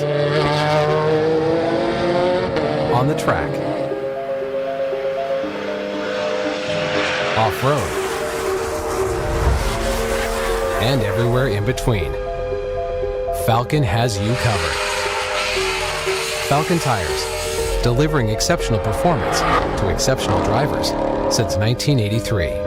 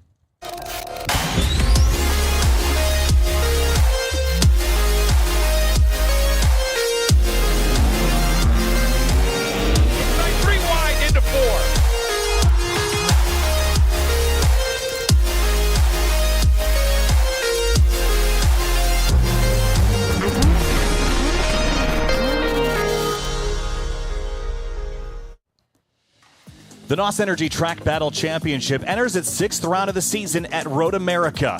Welcome to GRIDLIFE Summer Apex, presented by Falcon. I'm Kyle Heyer, joined by Owen Horst, as we are getting set to embark on the first of 3 qualifying sessions for this year's NOS Energy Track Battle Championship podium sprint format event here at Road America. We've never done this before. Owen, welcome aboard. How you doing? How you doing? I'm excited. I'm excited to do the podium sprint for the first time ever at Road America. It's gonna be really awesome. I can't wait to see like how the format works at this track. Like, I feel like with the size, especially, it's gonna be very beneficial for how we do our track battle. Well, of course, GRIDLIFE Summer Apex presented by Falcon and the broadcaster presented by Falcon Tires, the official tire of GRIDLIFE Track Battle, and NOS Energy, the official energy drink sponsor of GRIDLIFE and the title partner of NOS Energy Track Battle Time Attack. The cars are making their way down towards the exit of pit lane right now and heading out onto the 4-mile course. Let's have a look at that 4-mile course, Owen. It is a fast racetrack. It is 4 miles long, 14 corners, and here we've got our Grand Theft Auto-styled track map that'll give us a perspective around this facility. Have a look. I mean, I don't know what game it is. You know, it's hard to say. Yeah, it's GRIDLIFE Theft Auto. No, there's no theft. No theft. Start-finish is where it all begins on this very long front straightaway down towards turn 1. This is a much faster corner than it looks like. 4th gear probably in most of these cars, down to 3rd for turn 3, down through the moraine sweep into one of your biggest braking zones. Yeah, certainly. And then you're also skipping a small little turn 4, and then you're down into the big braking zone of turn 5, and then the car is really uncomposed going over the hill of turn 6, and then you're into a kind of semi-flat turn 7. And then into turn 8, another big braking zone, carousel time, long sweeping double apex corner into the kink. That's a fast turn, almost flat out in some of the slower cars. You'll be lifting or braking in some of the faster ones. Into Canada corner at turn 12, and you'll finish up the lap with a left-right combination at Billy Mitchell Bend and at turn 14. It'll take the fastest cars here this weekend over 2 minutes still to complete this 4-mile lap. But I think, you know, we're aiming for track records in a handful of different categories here. Lots of track records were set last year when we were here with NASCAR, but it wasn't an official track battle round. The records still count, but we didn't have points. Here's a look here at the NOS Energy Track Battle Time Attack rundown here. 8 competition classes from Super Limited all the way down to Sunday Cup. 85 horsepower up to 1,200 plus, and the competition's a race against the clock. We're racing the clock, not other cars necessarily, until we get to podium sprint. But we got to do qualifying first. After those 3 qualifyings, the top 5 fastest in each class advance to that podium sprint. Yep, that's right. Kyle, and then on this track, what would you say is like, what would you think is like the more difficult braking zone? Would you say it's turn 12 or turn 5? I would say that 5 is challenging for a different reason than 12. You're going a lot more downhill into turn 5 than you are into 12. But 12, especially the faster cars, there's actually a bit of a left kink before you hit the brakes. And so in some of the faster cars, you kind of have to get the car set, drive across the racetrack while you're braking. It is a tricky turn to get that all set up just right. Totally. So, and then I think honestly, like instead of 12 and 5, this one right here, I'd say 14 is probably also one of the sneaky, like kind of underdog, one of the more difficult corners of the track that not many people think about. Yeah, there certainly are some tricky corners around here. Turn 14 is one of them. It leads you onto this big long front straightaway. To get yourself lined up and get that launch down the front stretch, especially in the slower cars. If you can just get a few more revs to climb that hill, you'll be in a better spot. That's the 29 of Kyle McHugh, and he feels like he's what I would call out of order. But I think this is, you know, he might have had some issues so far to start the weekend, so just getting himself a time in a different session. But I would say, like, that car does usually turn up and perform. It's a very good car. I mean, it's one of the modern Supras. We saw it with Jackie Ding in his car. Like, that car didn't break. Really, like I remember talking to Jackie Ding about his Supra, and I think it was 2.5 years into like that car just being a legitimate track car. He never touched the transmission fluid. He never opened the transmission. He never had to do anything to that car. And like that is just a testament to how strong those BMWs are built, right? Like not to say that Toyota's a BMW, but the BMW drivetrain and stuff like that coming from BMW, it's very strong. And I think since 2013, BMW has used lifetime transmission fluid in their cars, and clearly it's working really well. Well, again, I think you see just the limit of how much people will push what stock, and some people will take the car off the production line, take it home, and gut it. It's just two completely different mindsets. But cars on track now here, and we have not yet set lap times on the board. That's how long it takes, almost actually over in some instances 5 minutes to do a warm-up and a flying lap.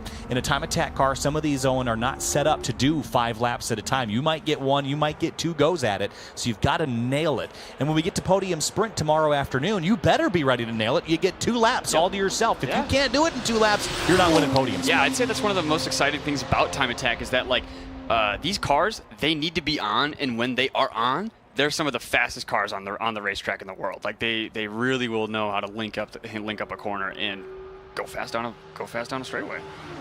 Here's some cars in the background whipping by some of the cameras. Here comes Kyle McHugh. He is making his way around. He should be one of the first drivers to make it to the start-finish line here and give us a time on the board. And you're going to head up the hill here towards the flag stand and put the first time of track battle qualifying up on the timing and scoring. That's a 2:19.058. That's a solid first lap for a street mod car. Quick lap. I think the record's in a mid 2:17 set by Jackie Ding. Yeah, something close to that. Let me check what what some of our results were. I got it. So 2:17.4 for Jackie Ding in a similar Supra back in 2021 is when that record was set. Peter Granberg at a 2:34.255.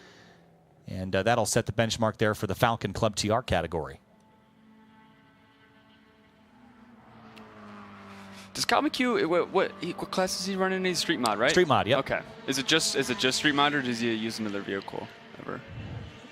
Just street mod. Just street mod in Supra? Okay. Yep. I was curious. I don't know why I thought maybe he had a different car or something. Yes, the vast majority, see, we've got the overall ticker here giving you an idea of who's where, but the vast majority of cars right now are in the Falcon Club TR class, and here's a look at our what we call the advancing and chasing stacker here, Owen. If you take a look, as there's trouble for the 80. Is that Chris Nahill in that car, I believe? Yeah, I think that's down at exit at turn 14. Dan Persing. I can never. There's always these 150 red BRZs that are running with us. They always throw everything at me. Seriously, it's either a red BRZ or a black S2000. It's like, figure it out. You got it. That's the 80 of Chris Nahill. My first instinct was right. So here's a look at this. Is just the Falcon Club TR ticker. That's the 142 of Juan Johnson. Yep. And he's pulled away. He got out of the kitty litter. But going back to this ticker, you see the top 5 drivers in that group. Those are who would advance to the podium sprint if we stop the session right now. Okay. They've got 2 more opportunities tomorrow morning and tomorrow afternoon to improve to get into this top 5. Club TR is one of our fiercest competitions because of the field size. Now, if we take a look at some of the other classes that are on track right now, let's have a look at Street, for example. Only car in this group from Street is Kevin Wendt. You see him in the Legacy there heading down towards turn 5. So, you know, how competitive it is kind of depends on who else has joined this weekend here in this group. So we'll see this shift and shuffle. Have a look at Sunday Cup.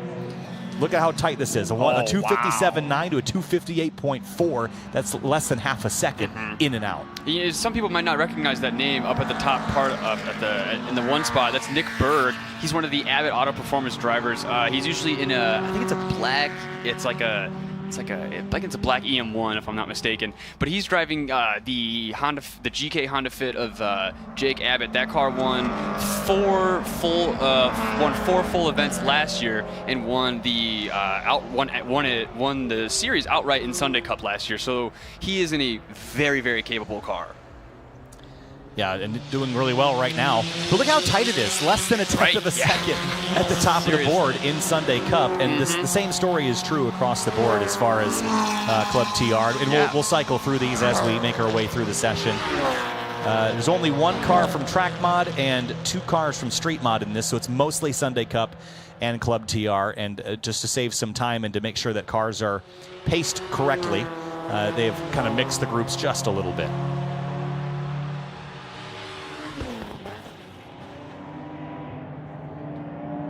I think that's the number 205 Mazda RX-7. That car is super unique in that it's a 13B swap, so it's from an RX-7, right? But it's also a twin scroll turbo, a twin scroll single turbo when RX-7s were twin. But also, the strangest part, it's a DCT swap from a BMW. Interesting. Yeah, so he's running a dual clutch in there. Have a look at Falcon Club TR. Fez Bobber closing in on Peter Granberg. Wow. Stan Feingold at a 2:38.013. Now, Stan has diagnosed the issues that he was fighting at Gingerman Raceway. And it wasn't the throttle body at all. It was some other issues that were posing a challenge that they've sorted. It wasn't mine either, and which he borrowed and didn't find any success with. So they tracked it down to some other issue. But that's a shame. Good start here. You see Dan Mai in the 169 improving on his latest lap. But there's a big gap between 5th and 6th. The Whiskey Danger racing car didn't get a very good run. And I think we'll... Was it the safety truck out there? Yeah, it looks like it. The safety truck going around exit at 9 right there. Maybe someone off in the kink. Peter Granberg going to follow it around here, and Peter Granberg. That's another car. That's a very consistent car out there. Pete's got that car dialed. It's a K-Swap BRZ, if I'm not mistaken. He bought it. He bought it new, I'm pretty sure, and he dailied it in college. Yep. And then he turned it into a race car. Yeah, I mean, he's done a lot with that since he's gotten it. It's seen, I think it was supercharged at one point. Yeah, it was supercharged. It's seen a lot over its lifetime for sure. And I think he ended up getting second last time out at Midwest, right? I think that's... I have to remind. Actually, I've got the points pulled up, so I can tell you that answer. Oh, I think our cars are exiting turn 5 right now. Yep. So to answer your question about Peter Granberg at Mid-Ohio. Actually, you're right. At Midwest, he was second. At Mid-Ohio, he was third. So, yeah, a couple podiums. Yeah. And so far, Peter Granberg has done nothing but finish on the podium. Hey. 2 seconds and a third in the 3 events he's run so far. That's right. That's right. So the safety trucks working their way around to clear the track. And, again, we'll show you the overall running order there just so you can see how things are stacking up. Now, this session... we're going to see lap times that are from this session. Right. Tomorrow, when we show Q3, we're going to see the best lap time of all the drivers from either of those sessions. So it's going to track their overall time from the weekend, and that's what we'll be using to select for the podium sprint. So you can run a fast lap in Q1 and Q2 or Q3, or Q1, Q2, or Q3. You only need one lap in qualifying. It could be in any of the 3 sessions or in all 3 of the sessions, as long as you have a fast lap. Yeah. That makes it. I don't think it makes it simpler. I feel like you just have more opportunities to perform. More opportunities to perform, and it gives you a mulligan. Like we saw some drivers that didn't get the results they were wanting. If you take a look at the street class runners right now, Kevin Wendt was the only driver that got a time. There's a couple other street class cars on course, so they'll get a chance tomorrow and tomorrow afternoon to improve on that and move into podium sprint. I think with it being like a mulligan also really works, like the Q1 through 3, you kind of get like a faux mulligan really. It works well with like time attack in the way that it's set up, like we were talking about earlier, where these cars, they really need like one lap. That's like all they get, and like maybe they heat soak or something might go wrong. But that like if you mess up, you get that mulligan. You don't have to worry about making sure it's perfect for 4 minutes at a time for the whole weekend, right? And to that point, though, it gives you a mulligan in qualifying, but you don't get one in the podium sprint. So, when we changed to this format a couple of years ago, there was, some feedback that basically said, hey, time attack's all about one fast lap. And to an extent, it is. Sure. However, this format only makes you have to run one more of those. So there is some reliability, but not a lot of it, right? You only still need to run 2 quick laps. Other than that, you have to perform in the podium sprint. And that's just to help us show it to everyone that you can watch the quick laps happening. They might not be the track record late in the afternoon, but they are going to be, battling amongst themselves and putting on a pretty fierce fight. So without a doubt. We did see a flatbed working its way through turn 7. Don't know exactly who it's for. We'll try to update you when we get word on it. But until then, we're kind of in a holding pattern here. There are some cars, I think, getting set to grid it does look for the next group. To be. So, again, we'll run these cars continuously throughout the afternoon here until we get to our last 2 races on the day, where we'll have Rush SR go back out and then GRIDLIFE Touring Cup. I think our contact or our car or whatever it was, I think it might have been kind of towards Canada. Yeah, I think it's on the back side of the track. We don't have a lot of visibility. Maybe it was something near the kink or something. Yeah, I think it's between the kink and Canada corner. That's really the only spot that we can't really get a good look at. Yeah. I don't know. I don't think we were watching the session long enough to see like what car we didn't see after like they kind of like left the track. So. Right. Yep. So a bit of a holding pattern here for our first of 3 qualifying sessions here so far. And we'll have a look at some results. Let's have a look at the Sunday Cup category. Again, this will say advancing, but this is just currently. The preliminary. There is opportunity for others to knock them off.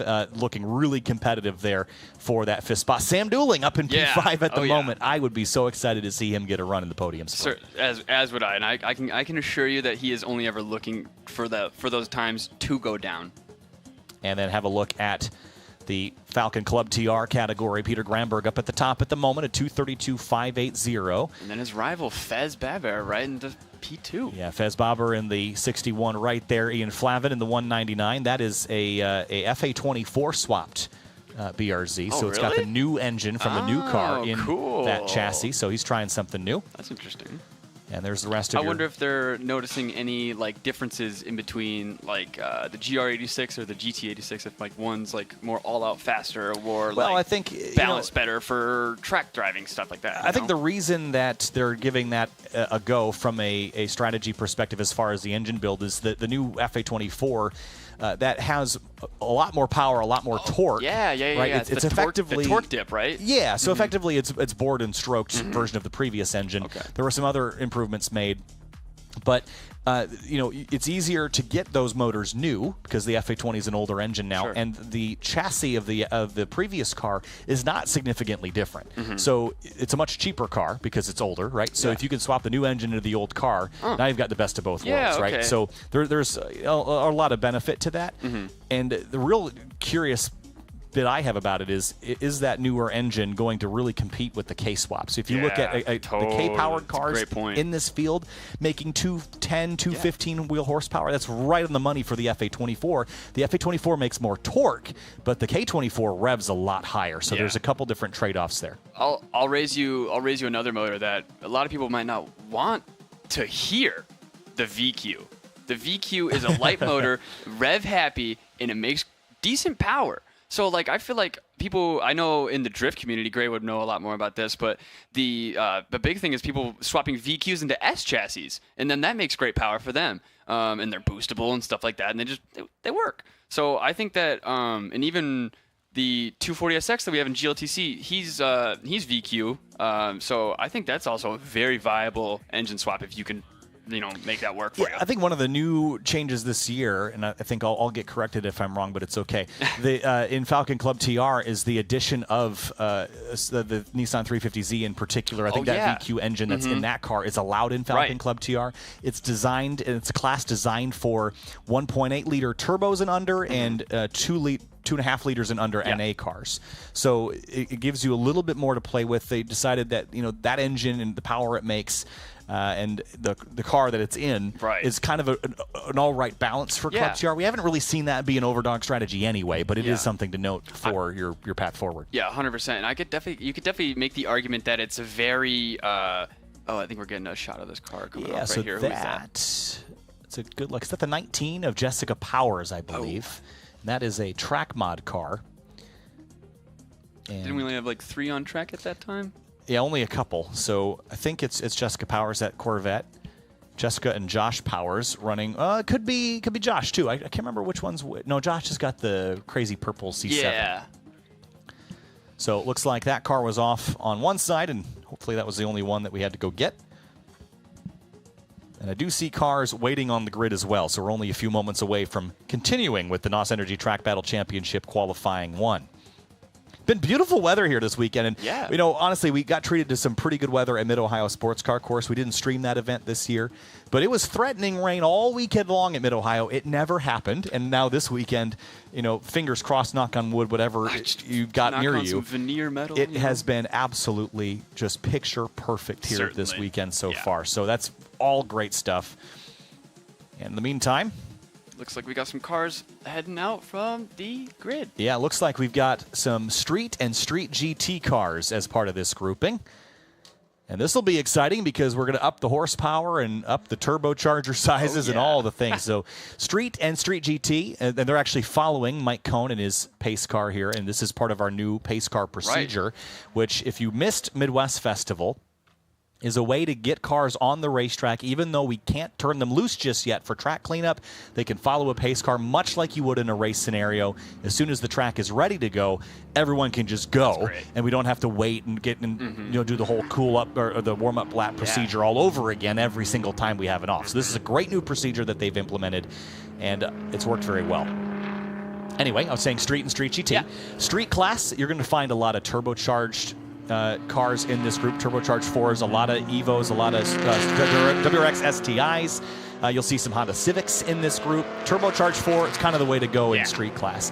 Street GT is for 5, 6, and 8-cylinder engines with OEM aero and bolt-on modifications only. You can't do much else than that. You get a lot of really neat cars. The battle this season has been the C8 Corvette versus the C6 Corvette. Ido Waxman versus our championship leader in Andy Vogel. Now, Andy Vogel in the championship is that pink and black Corvette. I don't even know if he is on track, following Ido Waxman right now down towards turn 5. Andy Vogel has already clinched maximum points. He's gotten 104 points in 4 rounds, which is the maximum that you need to win a champion, or the minimum, maximum you need to win a championship. Right. So the only way he can lose is if he keeps competing. So here's why. Because Ido Waxman could go on and win 4 rounds and break 4 track records. Sure. That gets you max points. Yeah. Then they would be tied. Andy wins the tiebreaker. So the only way that that Andy could get in that scenario in the first place is if Ido actually wins 4 rounds. Right. And all Andy would have to do is prevent him from winning 4 rounds. Yeah. So really, he's got everyone in a headlock, so to speak. So Vogel in that 34, that's that pink and black Corvette working its way up towards turn 6. I don't want to say he's clinched it because mathematically there's still a way that someone else could could get up there and win, but there's still a lot of time left in the season. Oh, sorry, I missed. The tiebreaker was wrong. This is why it's a scenario. It's not a tiebreaker at Midwest. It's whoever has more head-to-head wins. Oh. So Ido, if he went out here this weekend and beat Andy here, and then 3 more times, Ido would have more head-to-head wins against Andy Vogel than Andy has against him. Oh, so it turns into like a 1v1 matchup. Right, exactly. Okay, cool. Now, if they end up having equal at the end of the season, then it goes to Best Finish at Midwest Festival. So that's why all Andy has to do whenever he's ready is just tap out and say, I'm done, and then he'll win the championship. Yeah, Kyle, I think we got a couple of the Club TR cars from the last session now have joined this session. I know I saw Jake Abbott in his BRZ, which is actually K-swapped. So I think he'll be looking to set a lap finally. Yes, there's Ido Waxman, bottom of your screen. That's that silver C6 Corvette. Oh, look at this shot. And it's a great shot. And Ido maxed out the points last season. Really? And he did that very early as well. So a new challenger has appeared in the shape of the C8 Corvette from Andy Vogel. A trade-off of the crown by the Corvettes. But I have to give a huge congratulations for Ido for even taking the fight to Andy. He's finished second to him 3 times. The difference in technology between a C6 Corvette and a C8 Corvette is pretty astronomical. Because what is it like? The CA has like it's a magnetic ride suspension stock, and then it's like something with it's like the 8-speed transmission. Well, let's start with it's a mid-engine car. I mean, even that, you could start there. You could start there. Already, your performance potential is so high. Yeah, so much higher. And so I think that you're shifting the weight and balance of the car. It's a completely different car. Yeah. The new LT engine that's in those as well. It revs really high. There's a lot of benefits to it. What the C6 has though is that ground-pounding big old V8. Yeah. And it's got a really good driver behind the wheel. Certainly does. And as much as a mid-engine car is a very capable car on track, there's nothing that actually beats low-slung front-engine rear-drive car. Something like that going on the track is something to compete with. Well, the GM techs will tell you there is a way to beat that, and it's apparently a mid-engine V8 because that's what's beat so far. In your heart is different, in your mind is a different thing. That's fair. That's fair. But down into Canada corner, we're still behind our pace car here. We should hopefully see at the bottom, just at the bottom of the screen, there was a car off. Yeah, I think there were still maybe it was might have been 2 offs that we were having that last session that we were dealing with. Yeah, so here are lots of pops and crackles. Luca Barberis is 3rd in line. currently the street class points leader. Kyle, that yellow Cayman, I want to talk about it a little bit. That the number 193 of Brad Moore. So it looks a lot like a GT4. It's not. It's just a Cayman S. It's a GT4 clone. So he's got the GT4 front bumper, side vents, but then GT4 Club Sport rear wing. So he's really just trying to take street and maximize the rules, right? And go GT4 bumper, Club Sport rear wing, because those have VIN, so he could run that. And then he really has just done suspension and weight, is what he said. But he's just trying to make a GT4 clone, which is genius. Well, and so to dive deeper into the Street GT rules, I said OEM aero. That's still true. It can be OEM from any version of the car. Right. And so that's what that he's really taken that to the absolute limit. Seriously. But that's what everyone is doing, right? If the car shipped from factory and with some combination of parts, you can get any of those parts from any combination and put them on your car. You just can't have any aftermarket parts. So that's really what did that there. And there is one of the Civics. It's the 823, one of our new competitors here this weekend that I didn't know from the past, and that's it's Junior Gwynn in the 823. It looks like he has had an off in, I think that was the kink, and got into the barriers there. Like it. Honestly, it doesn't look great, but it doesn't look that bad. I mean, the kink is a fast corner. Right. You can really wreck a car over there. So hope Junior's okay. That's not a fun place to have it off. I think. I mean, we saw a big old dust cloud, I think, at the beginning of that rush race. So I think there might be just. I think the exit at the kink is just pretty dirty. I think that's probably a big problem. And it's tricky, right? Because it's a very single line through there. And as we said, in pretty much any car, you're at the limit of grip through there. 100%. So it is challenging, especially in a front drive car, right? If you are going through there sideways, you can plant your foot, but beyond a certain point, that's not going to help. Yeah, so 100%. Tough scenario there, unfortunately, as we follow the safety car around for another lap here in Track Battle Q1. But this is, again, getting cars on track, getting oil and fuel flowing. We're keeping things moving rather than having people sit on pit lane. Yeah, it's much better than having them sit on pit lane, because then they just start to smell like dirty race cars. Their brakes are burning, they're boiling. The drivers aren't happy. They're not having a good time. They're just like, they want to get on track. Well, and also, again, the beauty of it is when we go green again, right? Pace car pulls in, you're good. Go. Right? Yeah. And here's the kicker to this. You can be anywhere on track. You are not you just have to be in the delta. You are not required to catch the pace car. You can stay at a constant speed around the whole track and keep your gaps and whatnot. So what this allows us is, as soon as we go green, we can go green. We don't have to have everyone do another full warm-up lap. And that will save you easily 25, 30 minutes by the end of the day with a couple of cleanups. Certainly. And then how do we decide on that? Like, so since you don't have to catch up to this the field with the pace car, how do you decide on your pace? It's just kind of it's up to you because again, you're not competing in a race, so there's no need to worry about people gaining or losing time relative to another. As long as you're traveling at a slow, safe pace, there's no reason to bother with judging that or penalizing for that. Okay, it's up to you to follow the flags around the racetrack. But again, it allows drivers. You don't have to pack up like this. Now, a lot of drivers might prefer to do it that way so they can see what's going on, but you don't have to do that. Yeah, certainly. And it looks like the S2000 went straight at turn 5, and that means we're going to turn them loose. And I see yellow flags going away, and we're back underway. The NOS Energy Track Battle Championship Q1. Ido Waxman's going to lead them around. And again, we just got to save a half a lap. This is the beauty of the pace car formula here for our time attack runners. And then you're already on kind of like a half a flyer, so you can go across the start finish straight at full speed.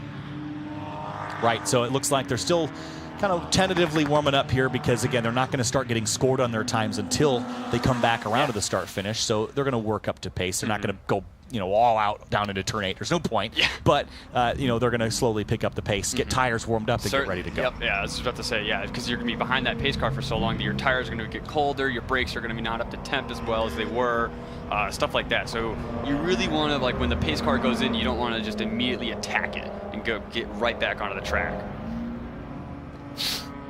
So working our way through the carousel here, and we'll pull up the class scoring for you again once we've got some representative times. But so far, mostly Falcon Club TR and Sunday Cup, with a couple others like Kyle McHugh trickling into that mix and setting a benchmark of 2:19.058.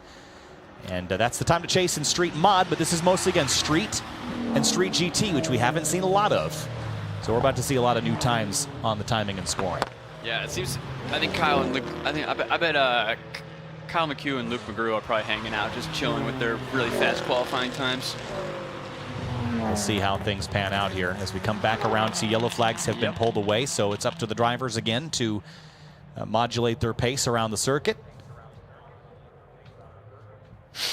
And we're about ready to kick things off again through turn 14. Ido Waxman, second in the Street GT Championship. The silver and black C6 Corvette is on the loud pedal, and here we go. Oh yeah, a couple of drivers. Looks like Andy Volkel's actually trying to make a gap between him and Ido, and then some other cars not so much. It's all kind of personal preference of the driver, really. Depends if you want slipstream or if you want clear racetrack. Those two things you can't have at the same time. Waxman into turn 1, leaning on those brakes. He's got some hawk brakes under there that we've got as one of our partners in the GRIDLIFE Touring Cup Series. Helps that car slow down. Andy Volkel, little lateral slide there through turn 1. I feel like also back to, you know, if you want to slipstream, if you want to make space, I feel like one of the big things is, it's that Subaru smoking right there. It looks like it. Yeah, that was was that the 310 car? Was that Mike Coons in the 310? Yeah, I think it is. Yeah. So he had an issue in the previous round where I think it sucked in something it wasn't supposed to, and he had to replace his engine, I believe. So he still might be working out some of those kinks. Andy Volkel hard on the brakes. Car getting a little dancy into the turn 5. See him working his hands in there, right through the driver's side or the passenger side window. Slicing at that wheel, trying to get it up to turn 6. On the brakes just before the crest, turn in. And up around turn 6, looking good. I mean, you know, quick hands. They always say, you know, slow hands in the fast stuff, quick hands in the slow stuff, right? And using some rumble on the exit of turn 7. And you got to be comfortable to use that rumble because it is a fast exit. Seriously. It's easy to drop a tire there. In turn 7, it's kind of like, it feels like almost like a, it's not really like a what am I thinking of? Like a slingshot almost, like where you really got to commit and just throw your car through there and just hope that there's going to be the asphalt on the other side. We heard tire squeal. That was from Ido Waxman charging the carousel at turns 9 and 10 and really leaning on the tires he's got to stick him to the road. But through the kink, this is where I think that C8 will be a much easier car to drive. Yeah, certainly. Much more modern suspension technology, at least from factory. Of course, Ido's car isn't necessarily stock by any stretch, but I will say, though, they probably both have, obviously, this probably goes without saying, but they will have both modern tires. And, like, that is a huge thing that not many people think about with race cars and just cars in general. Tire technology improves so much year over year with compound, the way that like they structure the tire, the way that they do the tread, the way that like all of the tire, the way the tire heat cycles, the way that it breaks down. There's so many different ways that they can improve and change a tire to really eke out all those lap times. Up the front straightaway, you see the 4-minute lap times we did behind the pace car. Let's see what Waxman can do on his own. 2:23.088, and Volkel goes quicker. 2:23.087 by 1/1000th of a second. That's how close those two cars are. How close do you want it? A thousandth of a second between those two. And you know, Andy Volkel probably would have been going a little, he probably would have had a much faster time, or not much faster, but a little bit faster time, maybe a 2:22, if he hadn't had much little bit dancing under the brakes into turn 5. That's just an unbelievably close margin. Let's have a look at street. Luca Barberis in shot there, 2:26.841. Brad Moore is a couple seconds back, and you see some green flashes there as some drivers go quicker. Ooh, Waxman really pushing the braking. See that car wobble, and look how much more composed the C8 is. Here's Luca. And again, interesting that he brakes across the racetrack. He's starting on the left, and because the way the track is shaped, it actually bends to the left. So you can't brake and steer at the same time and maintain efficient cornering and braking. So he's straightening it out, driving straight towards the entrance to the corner and braking all in straight line, and then he turns. And it's a great experienced driver maneuver there in that 63. Do you think it, like, I've also heard it like from like as being like a sim racing stat where you start from the other side, like not necessarily on the racing line, and then you brake towards the opposite of the apex to kind of brake longer, you know, because then your braking distance is a little bit longer if you're coming at an angle, right, instead of just going straight at it. Certainly, it depends on the track layout. I think even into Canada Corner, right, the track kinks to the left a bit, and we'll see the same thing there, where you might start on the right side of the track, brake in a straight line, and then as you're braking, you're moving straight, but you're tracking to the left side of the track, and it just sets you up for a wide entry to the corner. And then even here, if you're braking for the kink, you're gonna brake in a straight line and then corner. It's really tricky. Now, the one time you might not do that is when you're trail braking, when you're just peeling off the pedal to get the car to rotate. Barberis up through Billy Mitchell Bend. That's the left. A lot of places around here you're trail braking. Yeah, I mean, there's a couple places here where it really helps you. Probably 6, I'd say, is probably one of the biggest spots where I've got trail braking. And here, I mean, again, in turn 14, you really want the rotation. Yeah, and you really want the car to be properly composed at the all of turn 14, because it's all matters for your front straight. Waxman went quicker in Street GT. Volkel did too, but didn't catch Waxman that time. So the C6 vet now is on top. And this is the advantage I think Waxman might have, is he might have some straight line on Volkel. That C6 is a very slippery car. I think he might have a better top end. Yeah, I could see that. And I think that might help him here this weekend. If he could, snag a win from Volkel, now the conversation about the championship could start to go back towards Ito. Yeah, then let's continue the conversation. Do we know the Street GT record from like last year? Maybe Waxman could, if he's got also the record, he's going to be able to get full points this weekend as well. Yeah, so the Street GT record is a 224.077. I think you did a 222. Let me double check again, because I flipped the ticker back to look at Street. But 224, and so all right. So not only did Waxman break it, both Waxman and Volkel have broken the Street GT class record. And then let's flip back over to Street again and check out that situation. Street class record in all-wheel drive was Luca Barberis. It was a 226.447. It still is. By about a half a second. Yeah, but like it's still early in the weekend though, so you could totally clearly see that that Street GT or Street rather record will fall as well. Yeah, it looks like Mike Coons has got the smoke issue sorted. That's good. Could have just been like a lock up into turn 1. A little wide there on the exit rumbles at 5. Lots of curves for the both of them. Were the Club TR cars on track? No, I think most of those cars ran, but let's have a look at the ticker, because you mentioned that. Yeah, I saw Jake Abbott, and then I remember I saw, I think, another BRZ that was out there. So Abbott is up to 7th. With a 241.2, so he's still on track. And Daniel Persing was at Red BRZ. He was up to 5th. So yeah, that's him in the 230. So now look at the gap there. It's about a second between Persing and Poulsen for the top 5 advancing in Falcon Club TR. So this is shaping up to be pretty exciting. And look at the size of the field, 19 cars. And this is a small grid for Club TR. We've had 30 at previous rounds. So that's more cars than. Yeah, I honestly also kind of expected maybe a little more Club TR cars, because I feel like that's one of the more popular time attack series. Yeah, it has been. It's a rule set that is sort of, I would call a GRIDLIFE internal class rule structure that was designed from the ground up to be GRIDLIFE's own, and I think there's been a lot of drivers that have subscribed to that. It's on a spec tire, the Falcon RT 660, and a spec width as well. And it also kind of gives you a second option, right? Because you can take your Club TR car and drive it in GLTC if you'd like, right? Yeah, we've seen a couple drivers changes. be able. You have to make some changes. Has to be fully race prep for GLTC. But while they're different rule sets, they're close enough that the changes are, depending on how you build your car. If you want to run both, you can run both. Up the front straightaway. Here comes some more street class cars. Mike Coons is one of them. Luca Barberis is on top of the street class running order as it stands. There's Kyle Magnuson. We'll check in on his best time here momentarily. There's Brad Moore and his Cayman going down into turn 1. Oh, he's actually in P2 with a 228. Yeah, no improvement for the street class cars that time through. Oh, we got the checkered flag out as well. Back to the street GT class. Magnuson up to a 226.122, so still a few seconds off of Volkel and Waxman, but I would say within striking distance. There's that 230 that we mentioned, Persing and the BRZ. And there's Jake Abbott heading down the front straightaway as well. Yeah.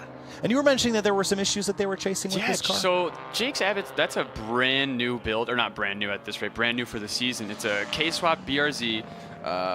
that they were having tons of, I believe it was throttle body issues. I think they were using a BRZ throttle body on the K Series or something like that. But they were having a ton of throttle issues and then fueling issues. They got the throttle issues fixed at CMP, and then they were having fueling issues at Midwest, and he's finally gotten it squared away. So actually Jake can finally focus on driving the car rather than making sure that it survives the weekend. Here's a look at your Track Battle Q1 results for the majority of street class. Luca Barberis, Brad Moore, Nika Gerder, Mike Koons, and Munzir Habibovic in your top 5. About a 2-second gap back to Jake Rawson there in the street category. So pretty good fight shaping up here. Still 2 more sessions for this to shift and shuffle. But the street GT fight, for a moment, they were just 1/1000th apart, but Ido Waxman laid down a 2:22.679, reset the street GT track record here at Road America. Yeah, so Kyle, does his Q1 time count as his record if he has a slower time in the podium sprint? Records will count. So as far as the podium sprint, your times prior to that don't matter. Right. Only the time of the podium sprint matters, but for a record-keeping purpose, the track record will count as an extra point. It's pretty critical when his championship rival, Andy Vogel, has won 4 rounds and 4 track records at all of them. Unbelievable, but that's what Ido did last year. He could do it again. That would be some swap. Yeah, pretty cool. So with that session out of the way, next up, we're going to see the majority of the street mod, and I imagine the track mod cars as well. And these are where we really start to get into some high-powered stuff. This is where the boost turns up, and you can really hear it when the cars are, or when these cars are come out, because they're I'd say they're just angrier. Yeah, Cal Fortner was going to lead us out of the pit lane in the number 14 Mercedes-AMG GTS. And this car has seen some changes over the last couple of years, and it is quick. Yeah, it certainly is. I know Cal. I'm very good friends with him, so I'm very familiar with this build. I know pretty much everything about it. You know, it's pretty much just the AMG GTS with a lot of APR aero and stuff like that. But really, the main thing about this car is that it's like I was saying with the Corvettes, where it's like front engine, low slung, rear drive. It's the method. It's something that it'll work, right? And so he's got aero on it, and then we got what are those, like the little block off plates on the splitters? You know, that's when you might see some. Rub blocks. Yeah, rub blocks. Yep, he's got rub blocks at the front splitter, so you might see some sparks flying on that thing. Yeah, and this shot here, again, we're going to be on a warm-up lap, but you see that speed zone here, and 80 miles an hour. Next time by, I'll bet you that speed zone sign is deep into the triple digits, which I'm very excited about. Without a doubt. And this is, again, we're getting into the fastest classes. We've got street mod, track mod, and then unlimited, which is going to be the fastest. Those will be probably in the next group, maybe, but those will be the fastest cars we have here this weekend. Yeah. Warming up tires, warming up brakes. Kyle, do you know if that's the what number RX-7 that was right there? There's a purple one coming. Sorry. I was going to say that's a C5 Corvette, but I knew you knew better than that. Well, you mean C5? That's a Corvette. I don't know this RX-7 actually. That's an interesting build. Let's see if we can get it. Can't get a number on it just yet, but yeah, that's I haven't seen that car yet. We will find out what things look like here shortly. So we got a decent look at the prior class cars, and again, just to remind everybody what times we're shooting for in street mod. These are the 2 street mod cars that we've seen so far. Kyle McHugh and Neil Shart in the 205. So a 2:19.058 is not quite track record, but 2.5 seconds is all we need to get there, and I think there are cars in this group that are capable of that. Yeah, without a doubt. I could totally see that. Into the carousel here. Let's listen to the sounds. Yeah. That was Dewey, I think. Oh, yeah, 100%. Just rolled on by. And I was at Mid-Ohio Sports Car Course and was on the start stand. I got a video of Dewey's car, and he was so stoked because he hadn't heard it, a flyby at full tilt before, because he's always driving it. Yeah, so right? It was kind of neat. That's awesome. He was able to get a video of that. That's definitely someone who's going to be hunting that record for sure. I would say he's always hunting a record. Have a look again, overall timings, until we get back around again to kind of update you on where the street mod cars will slide in. Kyle McHugh still fastest of anyone in Q1, but this is where things might change, about 4 miles from here. Devin Hoffman in the 145, good to have her back here as well. And Cal Fortner's off towards turn 1. There's Dewey. Hard on the brakes into 1. Ryan Matthews in third in that third in line, that red Corvette. then I believe that's an actual, or that's a Cayman GT4 RS. So it's not a clone this time. Jerry Liu heading into turn 1 in his GR Supra. There's Devin in the Subaru. And here's a look at this. I love this part of Road America. We're going to get to see how fast Cal Fortner, 159, 159 into the braking zone. And he was probably doing a little better than that by the time he had to jump on the binders. If there's one thing about Cal's driving style is that, or at least that I know about his driving style, is that there isn't really another level. It's just 0 or 10. Cal doesn't really trail brake or like get easy into the brakes. He just stabs the brake and he just hopes and knows that it's there. So he has a very, very crazy reckless abandonment driving style. Well, I mean, and he can get after it and find time doing it. And I think this car has really meshed well with him. It's different than the prior car that he ran. They called it the Loudy, the all-wheel drive Audi S4. But this is a different platform. You know, and when the team set this car up, they really wanted to have a weapon for the street modified category.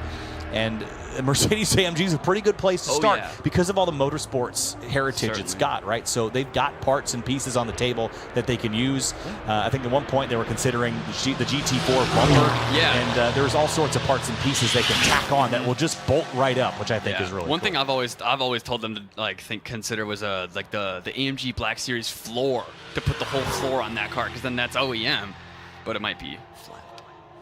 Yeah, Street Mod has got more loose aero rules than Street GT for sure, but you're still not quite able to go all out until you get to really track mod it unlimited. Yeah, but I think back to what we were saying about how this car, it definitely gets a little bit more loose. I think that definitely suits Cal's driving style much more than the all-wheel drive Audi did. I think that this car, he likes to be able to wrestle it and maneuver it and let it know where it needs to go. Across the stripe, goes second in Street Mod. Dewey goes to the top, 218.2. And that's now the quickest time that we've seen so far in Q1. Ryan Matthews, third quick.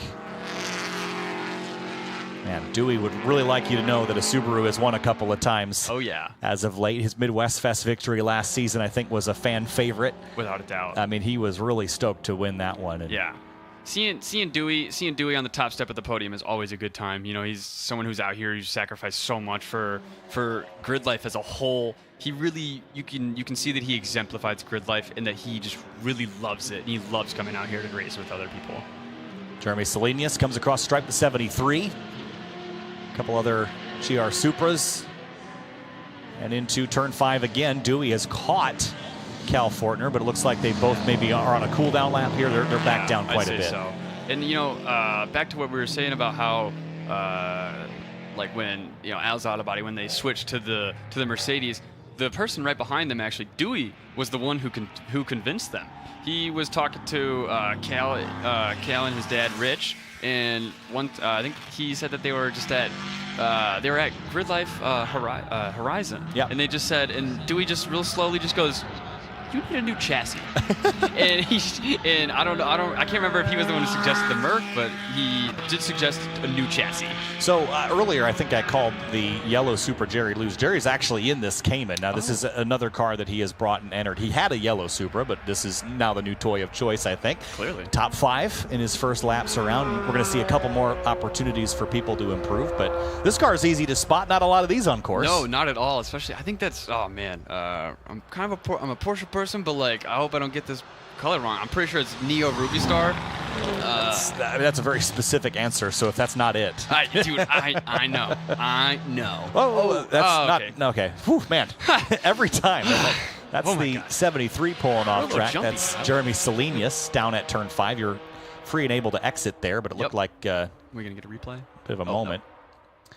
Just to pan it back over to the exit at 12 and there's Jeremy Liu again and his maybe Ruby Star. Yeah, Jerry, and again, Jerry's been a competitor with us for a long time, and I think maybe also just trying a different chassis, trying something new. Right. When you talk about Porsches and the performance window they've got, I mean, you want to find a car that will get you where you need to be on the road and be a great track weapon. I mean, these are great cars. Yeah, especially a GT4 RS. It was for the longest time, Porsche people wanted Porsche to take the Cayman and take it to its next level, to take it to its extreme, because for the longest time people said, obviously the mid-engine setup is better than the rear engine of the 911.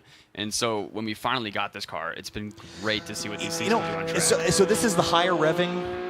This is the 4-liter higher revving one. Mm-hmm. So they're the same motor from the GT3s and the GT3 RSs. Yeah, and just because the nomenclature is confusing to me. So the 4-liter higher revving engine is now being used in the Porsche Cayman GT4 RS Club Sport, which is the motorsports car. Right. So, the performance window of that is clearly very high. And I think just like this Mercedes AMG that Cal Fortner's got, it's got motorsports background. Yep. There's parts and pieces that Porsche or Mercedes AMG have figured out, and you don't have to do that engineering because the factory did. And when we talk about time attack cars, man, the factory knows what they're doing with these performance cars, right? Yes. So there's a lot of potential to use those pieces to find time on the track. Yeah, a lot of people, when they're modifying their car, they might like to think that the manufacturer didn't know what they're doing. But that's just not correct. That's just not correct. Depends on how reliable your car is to see how much your opinion on that changes from event to event. But here's Cal picking things back up again, and on a flyer, it looks like. There's that beach we were talking about earlier. Nice little setup they've got over there. Oh, yeah, very comfortable, very chill. Into the kink. This has got to be, it's the checkers waving from the main flag stand here. This has got to be a pretty fast area in an AMG GTS, probably 130-ish going into that corner. Can't carry all that through there, so that's a car that you'll probably dab the brakes or at least a big lift. Mm-hmm. And then the run up down to Canada corner. There he is. So his goal is to get back up into the top 2 or 3. Right. I don't know. I mean, I think Dewey's time is attainable, that 2:18.2. Certainly. He's still in the top 5, so he's not chasing anymore. So that's at least good for him. On the rumbles at corner exit, back on the power, just clicking through the gears with that paddle shift gearbox. Let's see if he can prove his time coming across the straight. And he does not. 2:20.248 is the time that Cal Fortner will save. It's still 4th in class. Just better hope that the people who are finishing up their laps behind him don't improve and send him down to the P6 or lower. Yeah, I don't know that anyone is going quick enough to knock him down. Yeah, I think maybe a majority of people may have exited at 5.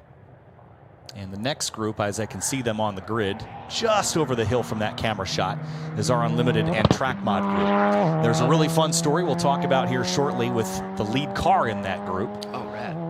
And why that might be an important stat to talk about here today. There's the 139. That's Ray Wong. And Wenzel in the 108 goes up to 7th. Ah, that is the 108. Okay, so another one, Kyle. This is that RX-7 you were talking about. Yeah, this is that RX-7 I was talking about. So he is also twin scroll single turbo, so he's obviously already got a 13B, but he's also a DCT swap. For whatever reason. Interesting. Yeah, the other two track prepped rotary cars were DCT swapped. James Houghton snuck out there as well. Oh, yeah, and then I think I also saw Sam Bosnian in his blue Hard Times Racing 350Z. Well, have a look at this. James Houghton went to the top in Falcon Club TR just now by 2 seconds over Peter Granberg. So that was a big lap for James. That was the only lap he ran. Yeah, I don't think I saw him go by more than once. I didn't see him go out or anything.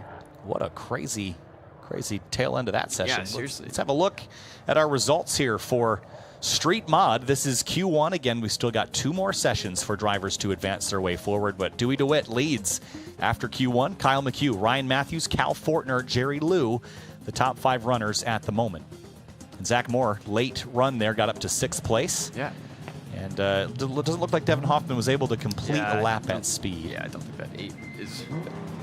Then now, because there was a shift in Falcon Club TR, here's your update. Yep, James Houghton topping the timesheets with a 2:30.663, and then Peter Granberg still with his K-Swap BRZ and 2:32, and Fez, and then Ian Flavin and Daniel Pershing. And then 2:37. We saw Sam Bosnian out there as well. He's a street class runner, and Sam Bosnian 3rd in street class, so bumps out Habibovic. That is the Sam Bosnian's number 625 350Z is a very, very well set up car.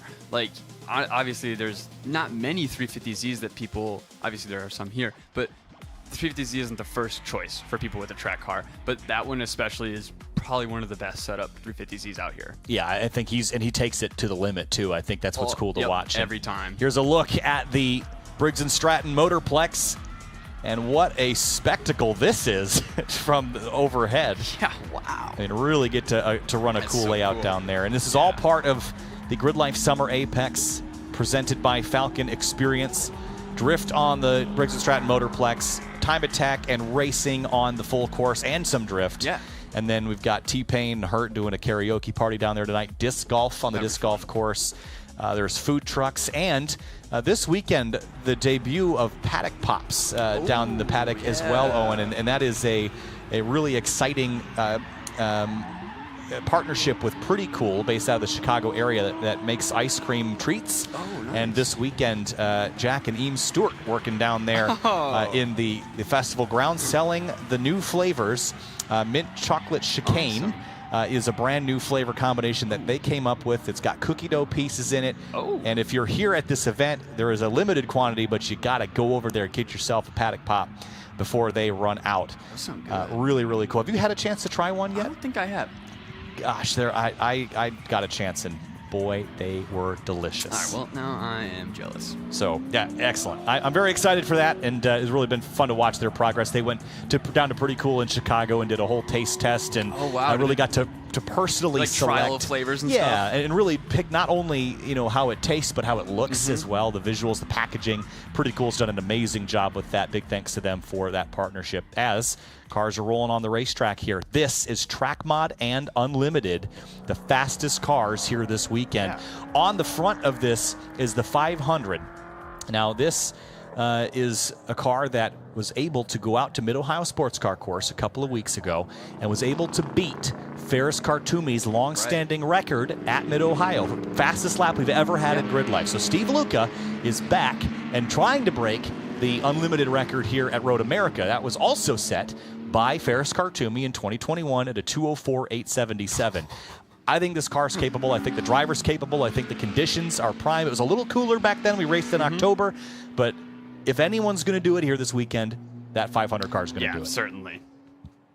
So onto the back straightaway, under the Sargento Bridge, warming up tires, warming up brakes. Yeah, and then Kyle, I think I saw Kyle McHugh out there again. Seems like he's getting into a lot of sessions. So, we saw him earlier, and it didn't seem like that was the group that he would normally be in. So he's going to get to go back out, and maybe he'll jump right back up to the top step as he did earlier in the session. Yeah. Jackie Ding here again as well, the BMW M2 project. You see it center screen. Yeah. Jackie has elected to support this platform over there at PhD Racing on their trek to turn this eventually into an unlimited car. And the old-fashioned ding sling through turn 5. Yeah, Jackie's actually coming to this event with a couple upgrades. I got a chance to talk to him. And so in the M2, they swapped out the turbos to they're actually the same size turbo, Kyle, but it's a different bore size. So they basically bored and stroked their turbo like you would on your motor. And super cool. They're now they're making 740 wheel at 678 foot-pounds of torque. And then That's also so dumb. yeah, it's ridiculous. It's just insane. And he's obviously just been it's just different turbo setup and making 740. It's Jackie, that's absurd, dude. But this is what he did with the Super project as well. Yeah. They just took that all the way to what it was capable of, and it handled it. And the M2 is the same way. Seriously. And his whole idea is just to prove how much you can do with one chassis. They got about all they could get out of the Super without really having to tear it apart. Yeah. And I think they're doing the same thing with the BMW project here. Very exciting to watch. It's going to be a fun lap. And Jackie is absolutely capable, I think, of defeating his own track record, which he set here last year. Without a doubt. And that was a 213.387 in the Supra. So I think he's in a position to do the same. Yeah, and I'd also say one of the big things about this new G87 M2 is the weight. People constantly harp about the weight of this car. I believe stock is 4,100, which is not a small car from obviously the look of the car, but it actually Jackie in PhD Racing have gotten it down to 3,700. All right, so Steve Luca on the front straightaway. We better be watching that speed trap next time by through turn 5, because this car is going to be one of the fastest here this weekend. The only other car I think is quicker is potentially Mike Dussault's Camaro. Yeah. But this car is going to be doing, if it's not doing 175, I'm going to be a sad boy because... All right, let's take a look. See what it's only lap 1. We'll give him a couple laps, but I do expect that Steve Luca should be doing a pretty good speed down here towards 5. Let's see what Steve Luca's got on the speed board. 169, 172, and into turn 5 on the binders. Whew. He keeps off the curves. Yep. Oh yeah, real clean. Yep, a little bit of the exit curve. 172 miles an hour and then down to 50 for the corner. That's insane. Yeah, you tell me you're not getting tunnel vision down into turn 5, you're lying. Great sounds out of that car as well. Aiming for a 204.877. I'm sure he'd love to win the weekend in class, but the GRIDLIFE track record is what he would absolutely be stoked to walk away with.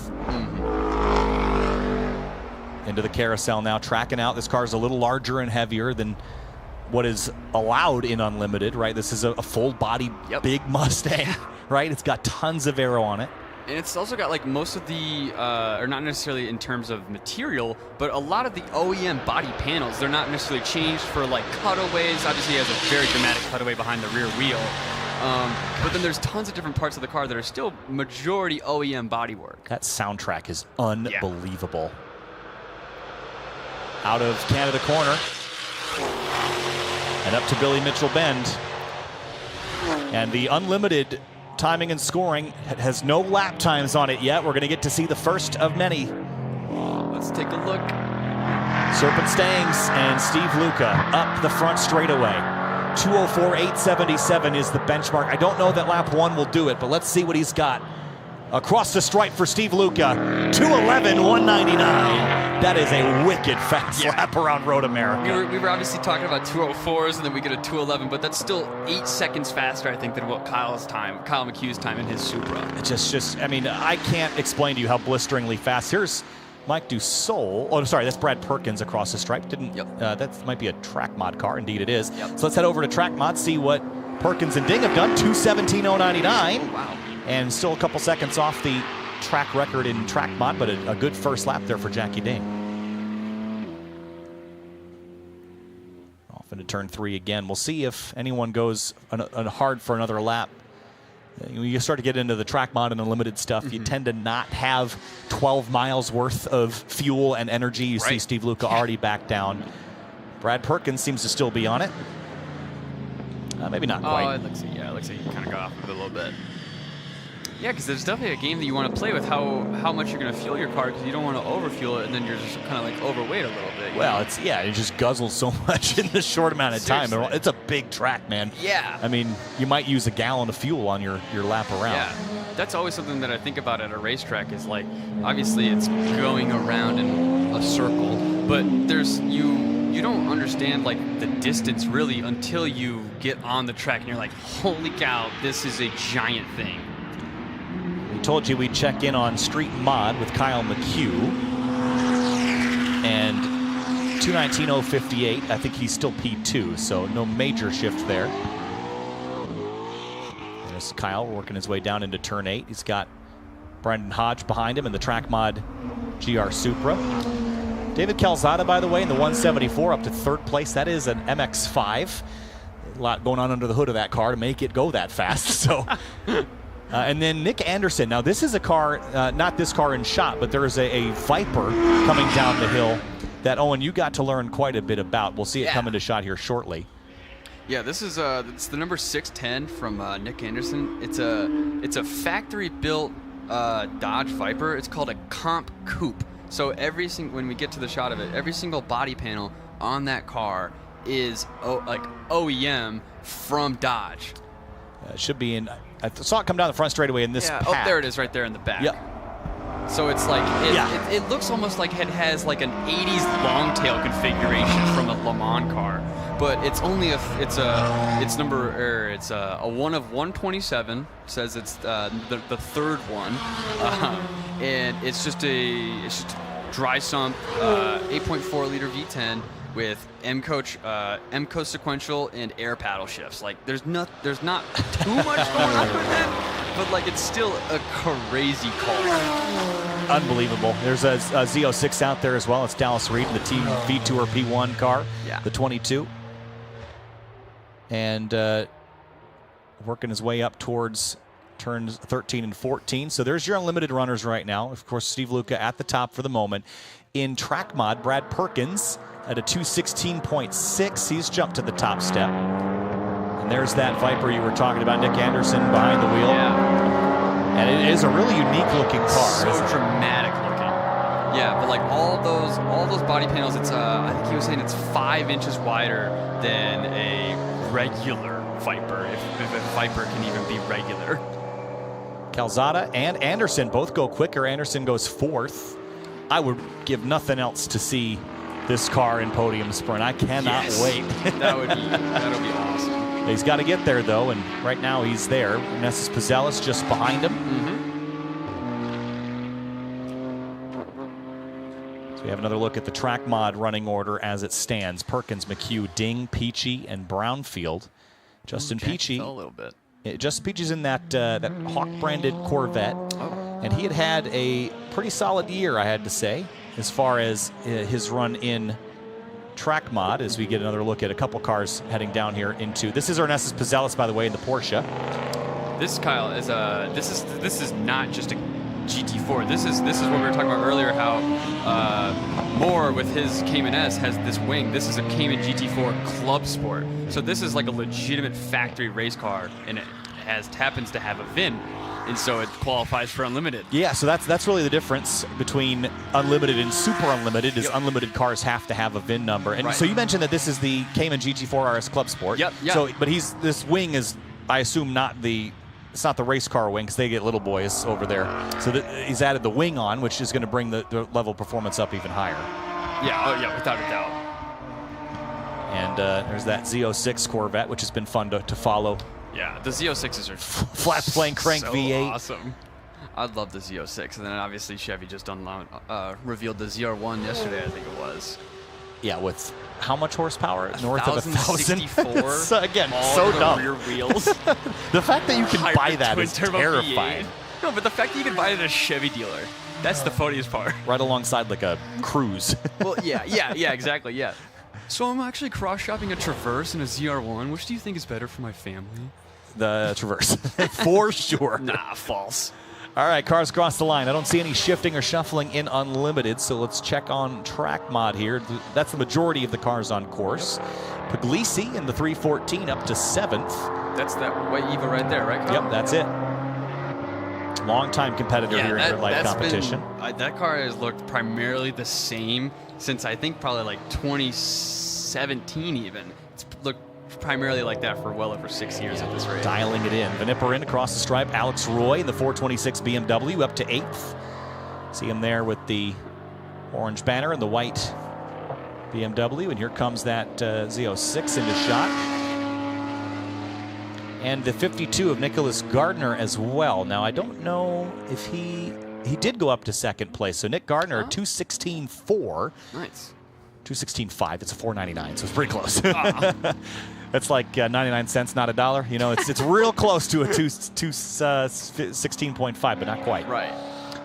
And with the checkered flag out, let's have a look at your unlimited results. First, then we'll take a look at track mod.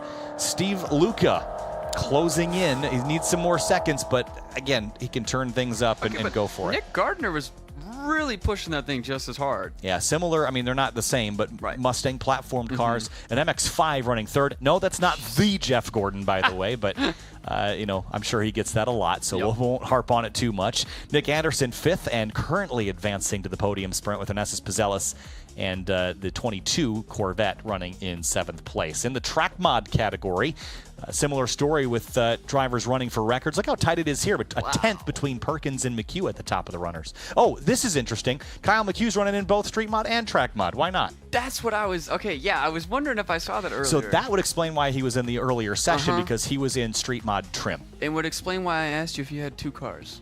Yes, that would explain that question. I didn't know how to answer it, but he doesn't. It's the same car. Fair enough. Just changing the setup, which is really clever. Huh. Yeah. I wonder what do you think he changes? It would come down to tires mostly. Tires? The biggest difference between street mod and track mod. And yeah, just fascinating to watch. But the Jackie Ding P3, Justin Peachy, Andrew Brownfield, 4th and 5th. Yeah. And that'll do it for our NOS Energy Track Battle Championship Q1, Owen. With that, we're going to step away for just a few minutes. And up next, it's going to be Rush SR, Race 2 of the day. We'll see you in a few.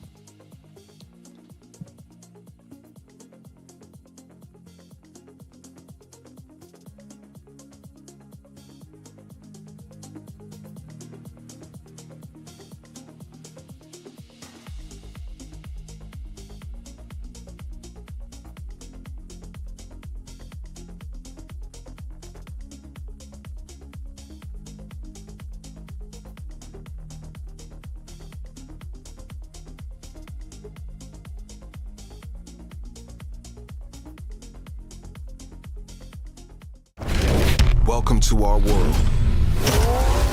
A world of dirt, drift, and dodging fate. A world where all of motorsport collides. A world of digging deep, of grit, glory, and bitter defeat. Inhabited by the strong, the fearless, the barely sane. Welcome to our world. Welcome to the world of NOS. Blake, we need a commercial for GRIDLIFE. Team Ibach drivers, go. What about Ferris? Oh, you mean Mr. I'm the fastest Corvette time attack driver in the world? He's too busy in the spotlight right now. What about Jackie? He's pretty good on camera. No, he's finally got an actual BMW now, so we don't have any footage. Essa? Nah, he's retired now, and he's super YouTube famous. Guteel? That guy lives under his car doing tutorials, not interviews. I don't know, dude, fine. Just run like B-roll of coilover springs or something.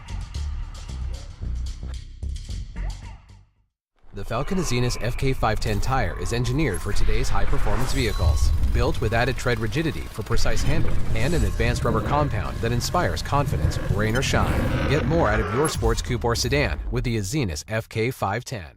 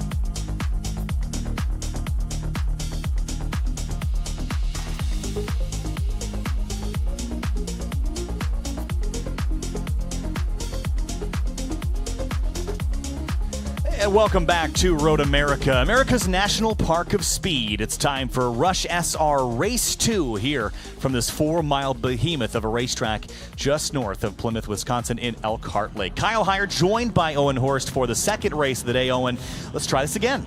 Let's do it again. Let's go for more than one lap, maybe?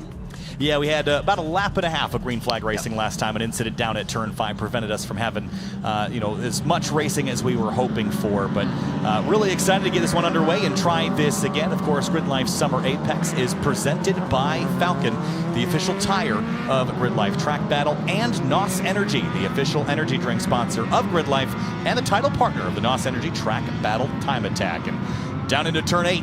We're about a half a lap away from turning them loose, and the way we set the grid here is by the finishing order of the first race, Owen. So the race winner from the last race was Ryan Leach. Had an amazing pass on the opening lap. Was able to hang on to it. Alex Cheng, though, in the red and white car in trail, is looking for redemption. Certainly is. And he's definitely one of the strongest and most consistent drivers in the Rush paddock at being just at the top of the grid. Nico Bratz will roll off in row number 2 in the number 7 car. Cole Gamma beat James Wheeler in a battle to the finish at the tail end of the last race, the lap that we did get green, so they'll roll off 4th and 5th. Nick Billingsley, Kaylee Countryman will start 6th and 7th, and Suelio Almeida in the number 10 car, rolling off in 10th. He's a driver I want to keep my eye on because he's so talented. He's actually won a race in Radical Cup here a couple of months ago when they were here with IndyCar, so he really is capable of taking this car to the front. Ran top 5 at Carolina Motorsports Park earlier in the year. He hasn't been in one of these cars since then.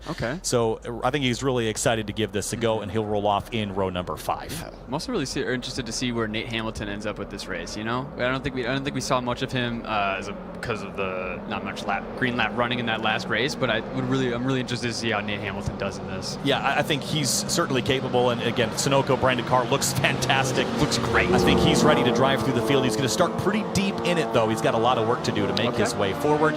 He will start, by my count, back in 36th. So got a long pack of cars to make their way through. He'll have a scenic drive up to the front, I imagine. So through Canada Corner at turn 12. And this race will be about 15 to 20 minutes in length. And for those of you who have been seeing this thing in the bottom right corner, I do believe that is a carving. I don't think it's an actual bird. I don't think it's an actual bird. Squaw. An eagle over there? I think it's Road America, baby. Dude, yeah. That's a bald eagle. Heck yeah. Flying through this lower 48, baby. All right. Well, the pace car, driven by our very own Mike Cohn, is going to head for home here very shortly at turn 14. The car's packed up very nicely, 2 by 2. It is a nearly 40-car grid for this second race. And, Owen, this is going to be intense. One of the cars late to grid there. Didn't get to see the number on it as it rolled down pit lane, but hopefully he doesn't speed down pit road, but he's going to have an angry pack of cars heading up his way here shortly. Rush SR Race 2 with these 1-liter 4-cylinder cars that make about 130 horsepower, but they are all about close racing on a budget, affordable, single-bank racing. Already starting to break the 2x2 right there a little bit. Here we go, waiting for the green flag.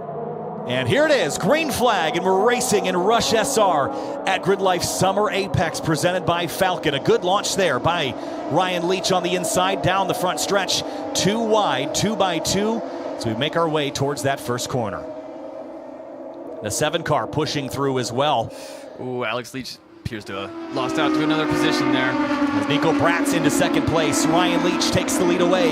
Alex Cheng wants back by, though. He's going to dive to the inside for turn 3.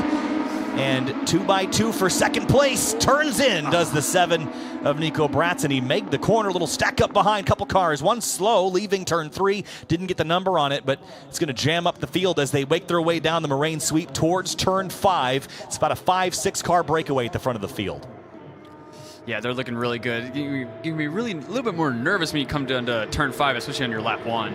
Here comes Alex Cheng, deep on the brakes. Big wiggle on the number 7. And making their way now up towards turn 6. Wow, that was really impressive for Bratz to keep that together. That was very spin, well. Turn 5. Another spin at turn 5, lap 1. And trouble there at the 5th corner. I think it was just a spin. They should be able to continue, but the 7 of Bratz up to P2. And a little bit of shifting and shuffling beyond. There's the 13 car that has turned back around and Lee Kellert is the driver behind the wheel of that car. Yeah. Into the carousel. It's Leach, Bratz, Chang, and Gamma, the yellow 95 that runs in 4th. Look at the gaps, ebb and flow here into the draft now as they head to the kink. Bratz is probably going to be trying to have a look at Leach maybe down into Canada. He's getting a lot of pace on him through the kink. Yeah, how much ground will you make up in the slipstream? That's still probably unknown on this part of the track. We'll see. Great sounds as they work their way through there. Into turn 12. Now we wait. This is going to be a fun one up at the front. Ryan Leach still leads. It's still Bratz, still Chang. Very close top 4, within 4 tenths. Very, very close. Cole Gamma has kept the 11 honest here, hasn't he? Without a doubt. 2 battles, 2 pairs of cars battling for the top spot. There's the Chang car. And Leach, even though he's been able to get to the front, he hasn't been able to run away with it. He's been keeping him honest. They're keeping him honest. Here we go. Here comes Bratz to the inside, side by side for the lead. Wow. Down the front straightaway, dead even at the stripe. So close together. Bratz by 4 thousandths leads that lap. Little touch side by side. Oh, he's kind of making him nervous. I think he's like leaving into him a little bit. Into the braking zone now for turn 1. Bratz clears. Ice cold. Ryan Leach. What a battle there down the front stretch. Not a problem for him. Oh, looks like Chang maybe making a look down the inside. Oh. Open the door. I don't think he about it. had enough overlap to do it. And Cole Gamma's waiting in the wings to maybe use that opportunity to go back by. Yeah, I think that'd be a good move by Gamma, just to kind of wait and watch and see how this top 3 wants to take themselves out of the race. Well, that's what happens. There's something about that, right? If you're 4th and you've got 3 cars ahead of you battling, and here comes a huge run from Leach down towards turn 5. They're side by side again, and he leapfrogs the 7. Bratz moves over on offense, deep on the brakes into 5. And he's through. What? They passed each other twice in the braking zone. That was impressive. Oh, Chang, a little bit of sideways through there. And back again side by side. Here comes Leach once more on the outside. Oh, he's got the front wing in around 6. And still, I guess door to door. They don't really have doors, do they? Yeah. Side by side through 7. You can't do that. Bratz and Leach. Oh my goodness. Trading positions. I guess you like could say they're helmet to helmet. Cards. I mean, it's unbelievable. And then Chang into 3rd. Still trying to hold that 3rd. Maybe you can probably wants to join this battle, if anything. It's amazing how much ebb and flow there is. They just get together, they swap spots, they swap again, and then it stretches back out. Little push there from Leach. Didn't get the rotation he was looking for. He's wide at the exit at 10, and watch that gap up to Bratz grow. Chang's got a bit of a run onto Leach right now. Let's see if you can get him down into Canada. But yeah, Kyle, there's such an ebb and flow with these cars. I'd almost like kind of think about it as like the orbit of a planet. The way that like something gets closer and then but then when it gets closer, it accelerates it further away until it comes back around just as like crazy. I mean, the draft is very much, I've never heard it described like that, but that's actually a really good way of describing it, where the closer you get, the stronger that pull is, right? Yeah. And when you reverse the roles, the same thing happens. Yeah, even when those cars were like side by side down the front straight, their airflow becomes one, right? Where like the cars make their own, they both punch the air the same way. It's a great way of pointing that out. And again, as you get closer, and Leach is going to have a run here on the front straightaway again. And you see the 7 moving over to defend right against the concrete wall, rocketing by the start-finish line here. 10 minutes to go. Battles on. Leach just ran a personal best. Chang, Gamma, Wheeler, all of them just ran their best lap of the race, and they're side by side again into turn 1. Oh, wow. This is phenomenal racing right now. And look at Bratz got right back on the power. Oh, yeah. Out to the edge of the curbing, and here comes Chang again. The more these two battle, the more they're going to bring in everyone in from 3rd on back. Gamma's still just a little bit too far back to make a move in with the crowd in front of him. And this is the battle that we expected, is this slipstreaming back and forth. I thought we would see more cars in this lead pack, but now here comes Chang up alongside the 7 of Bratz, who was leading at the start-finish line, by the way. Now he's 3rd. I wonder if he'll try to make a move down the inside again. Late on the brakes on the outside for the 7. A little squeeze there on the apex. Chang is going to have overlap up into 6. Now hopefully maybe Leach is probably seeing this and hoping that they're actually going to battle each other, and he can finally step away from these drivers. If you can break the draft, I think you win this race. 100%. How far ahead do you have to get? That's the big question. I think the top three have broken the draft from Gamma behind them, and really much more distance now. Yeah, but as soon as they start to battle, they'll slow each other down even more. Totally. So that's the ebb and flow of draft racing. It's so much like racing an MX-5 or something in a big pack, right? Yeah. Where if you can get free and clear, you're all good. But as soon as you start to battle, clean, consistent laps, even solo will be faster. Yeah. But look at, again, the 7 closing in on Ryan Leach through the kink now. Gosh, the sounds of these cars, unbelievable. These things sound so awesome. Off towards Canada corner. Bratz and Leach, Chang, they've been swapping positions like it's a hot potato at the front of the field, and that's that car that left pit lane late, that was I believe. not our leaders. There they are. Yep, our top 3 neck in neck. And will lap traffic play a factor as well? Now it probably will. And that, I believe, I don't think it's how, but let's have a look into turn 14. Nose to tail. It's Billingsley in the 19 is who that car down in 39th is. Onto the front straight again. Will Leach even bother defending? That's my question. Or will he stay track left? Looks like he'll do the latter.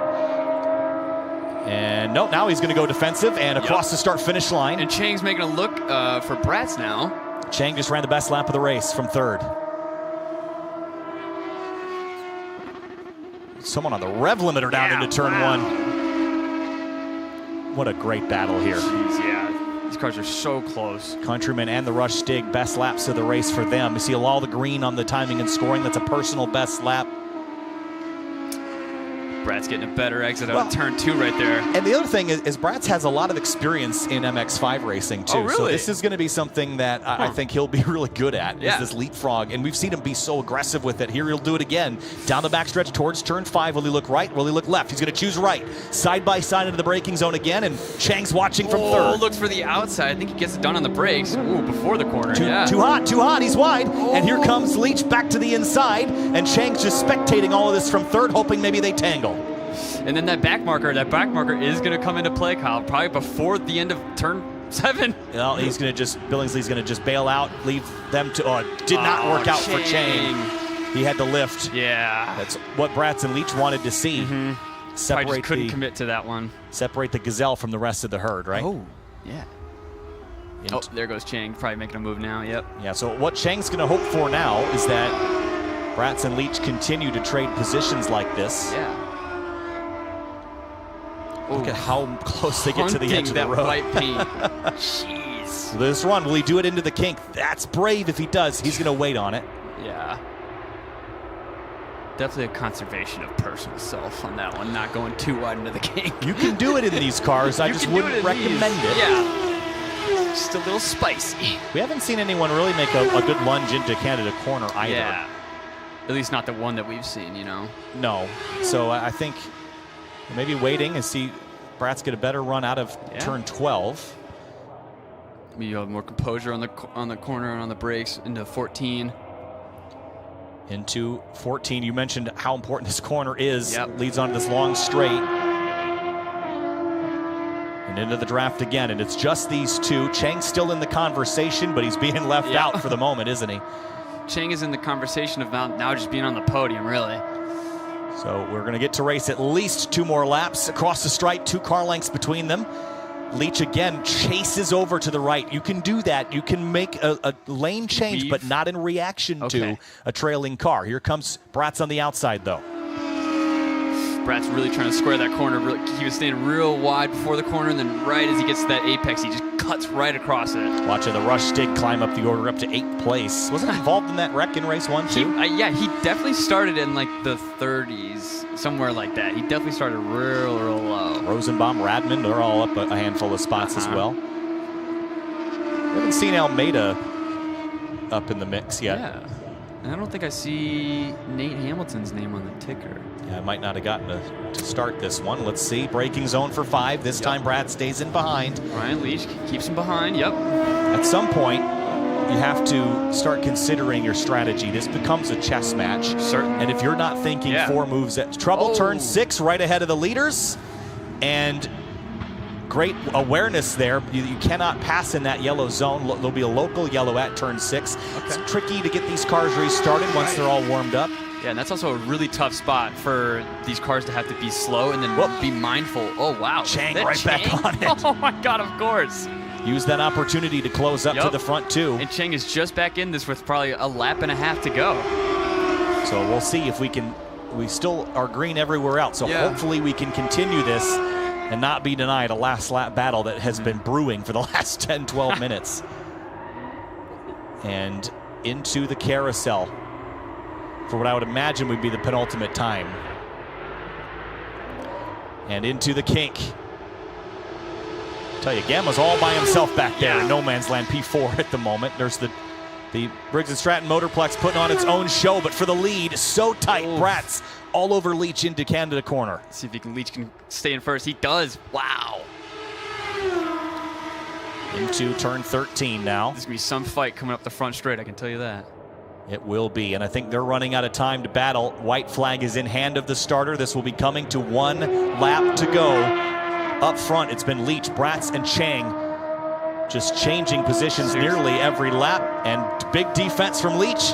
Bratz is going to have a run. Which way does he go? Yep. Left. Here we go. Last lap. White flag at Road America. Rush SR Race 2. It's a dead heat at the line. This time, 4/1000ths of a second. What will it be next time? 3 wide. Here comes Chang for the lead. Chang down to the inside. Can he make it for turn 1? Oh, just out. Can't do it. Side by side through 1. Oh, around the 7 outside. and the 56. Bratz is wide. Curbs. Now down to turn 3. Leach pulls back ahead again, but for how long? This is the anticipation of that braking duel battle into turn 5. But this is the perfect shot for this straightaway, just to get him all into turn 5. Bratz laying back. I wonder if he wants some assistance from Chang, or will Chang give him assistance? Chang's looking for the outside now? Oh. They do not help each other. No. 1, 2, 3. Car length between them into turn 5 now. Yellow flags waving. You cannot pass in this section. They will have already passed this incident. Right. Those two cars are still there. Yep. As soon as they're past the next non-yellow station, they can resume racing. That would be probably at the exit of 7 or down into 8. And they can resume. There it is, no yellow at turn 8. So now the battle's back on, 1 minute and 15 left to go. They're coming back to a checkers. Bratz right in behind Ryan Leach. I got a friend named Jason Leach, that's why I keep doing that. Oh, that explains a lot. He's watching right now going, why does he keep talking about me? Here comes Bratz. Will he try it this time into the kink? Real close. Yes, he will. Side by side towards the kink. Oh, they're going to be touched. Oh, just a little goodness. bump. And the 56 is out to the rumbles, but the 7 is through. He's taking the lead through the kink with an unbelievable pass. Leach and is they're back still side by side. Leach is coming back for the inside, though. Canada corner, final time. I think Leach had him on the inside now. Leach back through. An unbelievable gutsy pass. Oh, they're Leach. bumper to bumper. Now is Leach in the trouble spot here in front. Yeah. With 1 corner to go. It'll be a drag race back to the stripe. Who gets there first? Will Chang drive by both of them? A wiggle from the 7. Slicing at the wheel, trying to get the power down. He's wide. Up the front straightaway. Is this going to be a P2 for Chang? Chang is close. Will it be enough? A big run coming from the 11 to the checkered flag. Ryan Leach trying to go 2 for 2. He will. In an epic last lap defense over Alex Chang and Nico Bratz. What a battle at the front of the field. A pass in the kink for the 56. All 4 tires on the rumble strip. Change lanes, change lines. Defense wins at Road America. That was cool. And look at this scrap coming to the stripe. Kyle, I think that was well worth like the 4 months of lead time that we had, where we were just like, Rush is gonna be awesome. Rush is gonna be so cool. Rush is gonna be awesome. We knew coming to Road America. We had a 2 wide pass into the kink, and then the person who was passed remade the pass into Canada. We knew it was coming. And trouble for, that's not Hamilton, is it? 144? No, I don't think so. I didn't see him on the timing and scoring screen. Yeah, I didn't see him either. But what a battle. There were some great fights. Look at the rest of the top 10 between Schneider and Billingsley. 0.4 of a second there. Countryman. And Wheeler in the Rush Stig. within 2 tenths of each other. That's just crazy. Goodness. What a battle there. Wow. All right, well, let's have a look as the last couple cars are coming across the line here at the results here as we see them on the left-hand side of the screen. Take a deep breath. that was just crazy. Right? That was insane. I got to get a look at that again later and let my blood pressure come down for a few minutes first. I'm going to rewatch that one. Alex Chang, fastest lap, though. Now, here's the deal. Tomorrow, they will re-qualify and do this all over again. They don't carry day 1 into day 2. It starts all over again. So they'll have to re-perform again tomorrow morning in the qualifying sessions, and we'll have both races live tomorrow. Rush SR Race 2 was an unbelievable brawl between those at the top of the running order. And with that race complete and the last few cars coming across the start-finish line, that's going to wrap up Rush SR for Friday here at the Summer Apex Festival presented by Falcon. And up next is a big one. It is GRIDLIFE Touring Cup race number 1 in just a few minutes' time. And we'll see you for GLTC Race 1 right after this.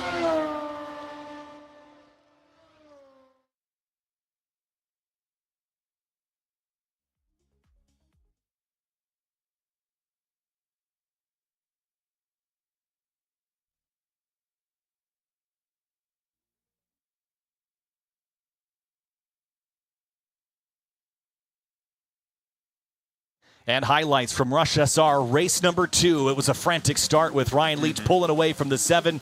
And then a couple of drivers making it 2 and 3 wide. But this battle for the top 5 was the story of the race. A big wiggle by the 7 early on. Yeah, it certainly was. And then just Alex Chang always just, in third was just really always looking to maybe really opportune. Down the front stretch, almost banging fenders there into turn 1, and it was a daring pass by the 7. Wow. And then into turn 5, over and over and over again. They indirectly passed each other.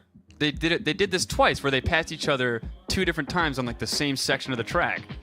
Then more battles into turn 7. This was tight stuff here, right all the way out to the rumble strip. 7. And then big defense on the front straightaway, coming down towards turn 1, and the 56 pulls ahead again. Alex Chang wanted to get in this mix, and he was there a couple of times. And then down into 5 once more, side by side. Jeez. Late on the brakes. A lot of bravery out of the 7 today. You know, if you notice like the way those cars are like under braking, they seem to be like real twitchy. I bet there's such a pain to get under. At the limit of grip for sure, aren't they? And without then a doubt. 3 wide down the front straightaway. Alex Chang trying to give a battle there, and then side by side through turn 1. And then into the kink. Into the kink. Just tight squeeze there, a little touch. So cool. It was a wild one. That was Rush SR race number 2. We've got GRIDLIFE Touring Cup race 1 to finish out Friday from Summer Apex, presented by Falcon. Hi, I'm Chris Forsberg, and I want to tell you about Valvoline's Flex-Fill Gear Oil, which is designed by car people for car people. It comes in a pouch, which is specifically made to work in tight spaces, and it saves me time versus the old pumping method, so I can focus on things like keeping my drivetrain running clean. Unlike the pump, the Flex-Fill pouch leaves no wasted oil and no wasted time. Plus, it keeps my garage nice and clean from any spills. All you gotta do is put the nozzle where you need some oil, give it a squeeze, and you're ready for the road. That's why I protect everything in my garage with Valvoline. Valvoline, trusted for over 150 years. Welcome to our world. A world of dirt, drift, and dodging fate. A world where all of motorsport collides. A world of digging deep, of grit, glory, and bitter defeat. Inhabited by the strong, the fearless, the barely sane. Welcome to our world. Welcome to the world of NOS.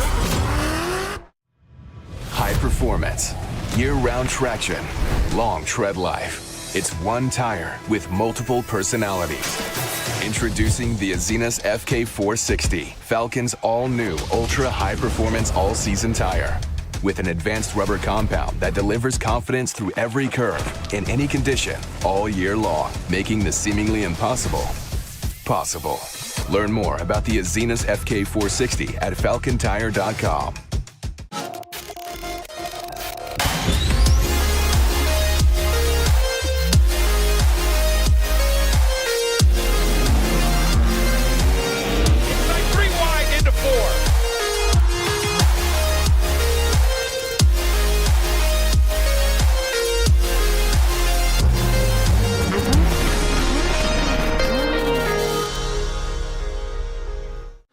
America's National Park of Speed is a big place at Road America in Elkhart Lake, Wisconsin. And this weekend, one of GridLife's biggest festivals, Summer Apex Festival, presented by Falcon. This is the first time that we've ever brought the full festival experience. Slideways, Rush SR, GLTC, and the NOS Energy TrackBattle Championship. All of this is part of the festival experience. But a big part of GridLife is GridLife Touring Cup.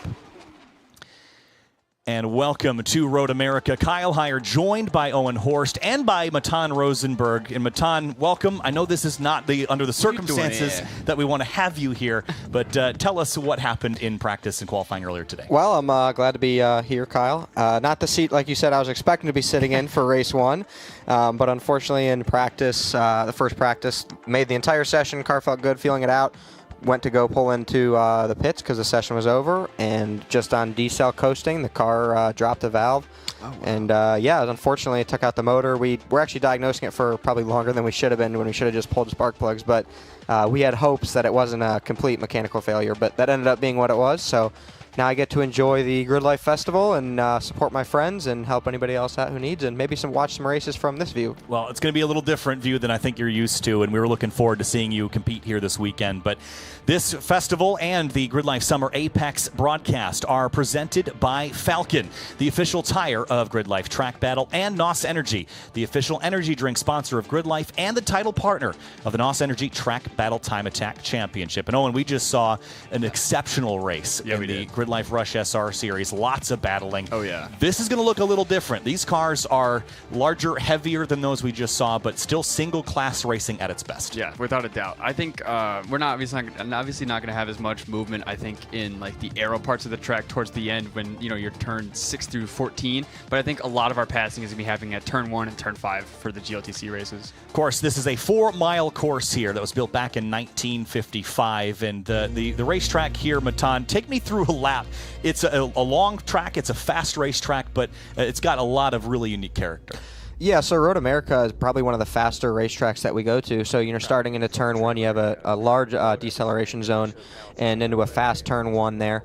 And another short straight stretch there before turn 3. And you get fired back up for another long straight stretch, all the way coming down the hill into turn 5, where it's a very, very tight corner. Got to get the car very slowed down. Come up the hill under Corvette Bridge and make another tight left-hander. And then this is sort of like a little kink there on the right-hander, into another tight right-hand or left-hander for turn 8. And then you have the carousel, which is patience, patience, patience. And you shoot out of the carousel into the actual kink, which you have to be precise, coming down the back straight into Canada Corner, which another fast straight right into a very tight corner. And out of Canada Corner, you have a slight left-hander, which is almost flat in our cars, to another corner where you're slowing way back down for it to get the car turned onto another front straight. So this track has a lot of big acceleration, hard on the brakes, get the car pointed back on gas. So I expect to see the cars with more horsepower and more weight excel at this racetrack. Yeah, look at the festival grounds here at GridLife Summer Apex presented by Falcon. The Briggs & Stratton Motorplex getting used quite a bit here. Let's have a look about GLTC.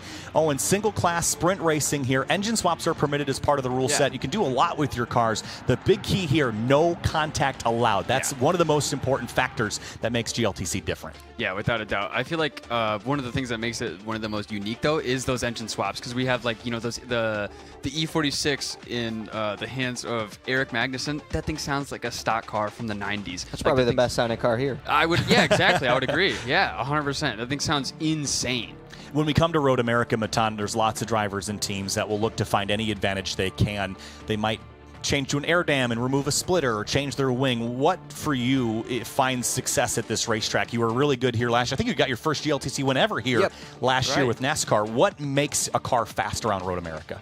I think we have figured out that it seems like even though you obviously are adding the weight to accompany the power, because we still are power to weight, it seems like additional power and additional weight seem to be beneficial at these long tracks, push through the air when you're getting up to these higher speeds, things like that, less drag. But it's a trade-off, right? Because you have these high-speed corners like the carousel and the kink we're looking at here. And so you have to kind of decide, where am I going to build this car to be quick in a lap? And what we have figured out, a lot of us, is that it is easier to get a good run on a straight stretch versus trying to battle somebody in a corner. So I think a lot of competitors here, like Eric Catil, he pulled his splitter off and went to an air dam. And I know some other competitors pulled their wings off. Andrew Rains went to, I think, a spoiler and an air dam. So we see these competitors who are really trying to compete and stay competitive at these different racetracks, make some interesting moves and interesting changes to their car. And we all seem to go similar directions, I would say. In the points battle here this season, Luke McGrew leads the way. In qualifying, he was unbelievably fast. I think he's a driver to watch. But Owen, we look at Eric Catil. He struggled in qualifying. He's got a lot of work to do in this session. So, for him, how important is it for him just to stay patient, work his way through the field, and not turn this into a worse race than it otherwise would be? Yeah, I think that Eric would just need to kind of rely on his strengths. And Eric's has had a really good season. Eric has had 5 wins and 12 starts. He's only missed the podium 1 time, and he's never finished below 4th. So I think that Eric just needs to rely on what he's good at, and that's getting in the top 4s. And I think it's important to remember for this race that the second race is gridded by fastest lap. So although it is important to get a good finish, he might want to check out for a little bit and get put in a good lap to get him a better starting position for race 2. So when you start where Eric Catil is, which just to refresh my memory is down in 19th place. For you, is there a cutoff for when you'll try to get up to the front versus when you'll just lay back and try to get a good lap? That's a good question. I guess it depends how the racing is going. If opportunities continue to show themselves where you have, the ability to make passes, then I would do that. If you're going to be battling with a pack of 4 cars for, half the race, then it probably is a better decision to back off and just salvage the race by getting a fast lap. So, that's probably a decision you have to make actively in the car and decide what's best for you in your weekend. And sometimes, you let it get to you and you try to make those moves and you're like, man, I wish I would have put in a better lap, because you might end up, working your way up to, say, 9th or 10th, but then you might only get not the fastest lap. You might end up starting back again in 15th. So I think that's very important to look at. This is a big field, Owen. We've got over 50 cars, 55 that qualified earlier today. We're going to get to not see all of it because we can't get it all in one shot. But, this is really a true indicator of the strengths of GLTC to have a field this big at a first-year event. Road America's popular racetrack, but this is kind of par for the course for us. Yeah, I would definitely agree with that. But one thing that I think I want to go back to is when Matan was talking about when he was going through the lap and you got to turn 9 and you just focused on patience and patience and patience. I just think, is there any other parts of this track where you just have to be very patient and just wait for it to come to you almost, wait for the action to happen, or if there's any other track for that matter, even though we're somewhere here? I would say for me, with a racetrack like this, with such long straightaways, you're flat out going down the front straight and you're looking at your braking zone, and you just have to know in your head you're waiting for that brake zone. So that's patience, and it's a mind game, right? Because like I said, you're looking at where you need to be on the brakes, but you need to stay in it. So that's definitely something where you have to be patient and mindful of. Well, we got 55 cars on the grid. It is a 4-mile lap, so we've got some time to read you through the starting lineup. We will do that and try to get through it as much as we can in this next 4 minutes. On the front row, championship leader and perhaps the favorite this weekend, Luke McGrew in the number 7. Aaron Lichty making one of his rare returns to GLTC at a track he loves in that number 19 in second. That's right. And then in third and fourth, we got Eric Magnuson in his number 330 E46. Then Eric Meadows in his number 3. And James Houghton rolls off 5th in the number 41 Acura TSX, built for tracks just like this. Gary Wimble starts 6th in the number 1. Dana Baczynski in that Club TR usually prepped BRZ. He will be starting in 7th with Andy Smedegard in 8th. In 9th place, it's Tony Marchev coming off of 4 top 5s at Mid-Ohio Sports Car Course. That car is strong. The number 17 starts 9th. Matt Waldbaum starts 10th in the number 90 S2000. And then behind them, Tyler Papas in 241, and then Jake Jordanstand in the 32. Austin Hurdle starts 13th in the number 34. Lena Chin rolls off 14th in the 917. Behind them, it's Ryan Power and Emil Tab. And then it's Ryan Christoph starting 17th alongside Jake Price of the 202. He'll start 18th. And then we have, in the 19th spot, we have the number 82 of Eric Catil next to Hans Hopperdahl. Scott Heckert starts in 21st. Joel Morrison would have started 22nd, but he is pulled off at turn 3, so he will not start this race. So he would have been in row number 11. Mm-hmm. Yeah, and then behind them again, we got 23 and 24th of Brian Tyson and Justin Louts. Jeremy Boysen rolls off 25th in his TC class number 40. Vitas Aronauskis rolls off 26th in the 144. Yeah, and then in the 98, the Talos car of Andrew Rains, and then 222 Kyle Hale. Adam Ulrich rolls off 29th. Carlos Mendez 30th in the number 83 BMW. And then in 31st and 32nd, we got Luis Chatroup and Alex Moss in the 150. Gary James rolls off 33rd in the number 44. Austin Cobb starts 34th in the 136. And then in the Ecotech, we got Roy Deitch, number 630, and then Andy Sundin for 546. A couple big V8s in row 19. Peter Zhang in the number 28 FRS with an LS in it. Jason Kanakri starts 38th in his number 78 BMW. In 39th and 40th, we got James Forbes and Thomas Lathrop. Brian Leonard starts 41st in the 337, a beautiful Chase Bays car. Dai Wynn starts alongside him in the 888. Yep, and then behind them in the 43rd and the 43rd and the 44th position, we got Joe Tulo and Devin Bandy. And then Nicholas Fuller starts 45th, and Jeremy Zietler starts 46th in the number 11. The 67 car, and then the number 2 car, we got Matt Beck and our youngest driver on the grid in Ayrton Grimm. Yeah, hopefully he's got that car underneath them. They were struggling with it at Mid-Ohio Sports Car Course. Thought they had it sorted. We'll see if they can get some speed out of it in this race. Robbie Verhout starts 49th, and Scott Kostelik starts in 50th. With 51st and 52nd, you got Larry Luck and Michael Pagano. Nathan Manning rolls off in 53rd in the 860, and Christian Duchesne starts 54th, and Salil Shukla starts 55th. That is a 55-car grid, Matan. Lap 1, race 1. What's your thoughts here? Are you anxious behind the wheel typically, or is this a moment of calm for you? Oh, I'm definitely nervous. The entire pace lap, sitting on grid. The second the green flag drops, all that leaves your mind. I think you're going to have Luke McGrew, who's not extremely strong on starts, but his car is definitely strong on the straightaways. I believe he picked outside there. And you have Aaron Lichty, who's very calm, collected, but not too aggressive. So I think it's going to be an interesting start between those two. And then you have, obviously, James Houghton back there, a couple rows back, and he's going to be very excited to try to make up some moves. So I think the qualifying position is a little bit interesting here because I don't want to say it's not the normal position, but definitely people got some moved around, maybe some issues in qualifying and stuff. So I think you're going to see a lot of excitement in lap 1 and probably turn 1. So hopefully everybody keeps it calm, collected, and talk to each other on grid. Kind of made a plan and an exit plan for turn 1 to make it through cleanly. One of the most scenic tracks in North America, probably one of the most scenic tracks in the world. That run down to Canada Corner is just absolutely beautiful. Into Canada, though. We're gonna head up the hill here, Owen. This is a big one. This is Summer Apex Festival, presented by Falcon at Road America, America's National Park of Speed, GLTC. We used to end our seasons here. We used to have our finals here. Last year we were here with NASCAR. This time, this is the big show. Without a doubt. I think Eric Magnussen's gonna try to be making some looks down at the turn 1 here. I think he's going to let that thing scream. Well, he's following Luke McGrew, and I think maybe that was part of the conversation as well. Right. Put himself in front of a car he knows is really fast. So what's interesting is that Eric Meadows, a teammate of sorts to Luke McGrew, is in the opposite row. So I thought they might have lined up together, but Luke wants drivers left maybe to protect down into turn number 5. And then also, but like Eric Magnussen, he's probably ready to go with Luke McGrew, but he's also got James Houghton behind him. I think that there's one person on this grid that I'd be the most scared of. Sorry, Matan. It's going to be James. I don't want him behind me. Matan unfortunately can't do much harm to those guys right now as he's up here in the booth with us for GRIDLIFE Touring Cup race number 1 from Road America. Green flag, and we're racing at the National Park of Speed, and a good launch by the 330 and the 41. Gary Wimble pops out looking 3 wide, and it's a dead heat. Lichty versus McGrew towards turn 1. Oh, yeah. Aaron Lichty definitely going to be trying to keep it calm and collected next to Luke McGrew in this turn. Big pack of cars. They're 3 wide to the first corner here, Matan. Tight quarters on this opening lap. Lots of 3 wide action there going on. Looks like everybody made it through clean so far. Looks good.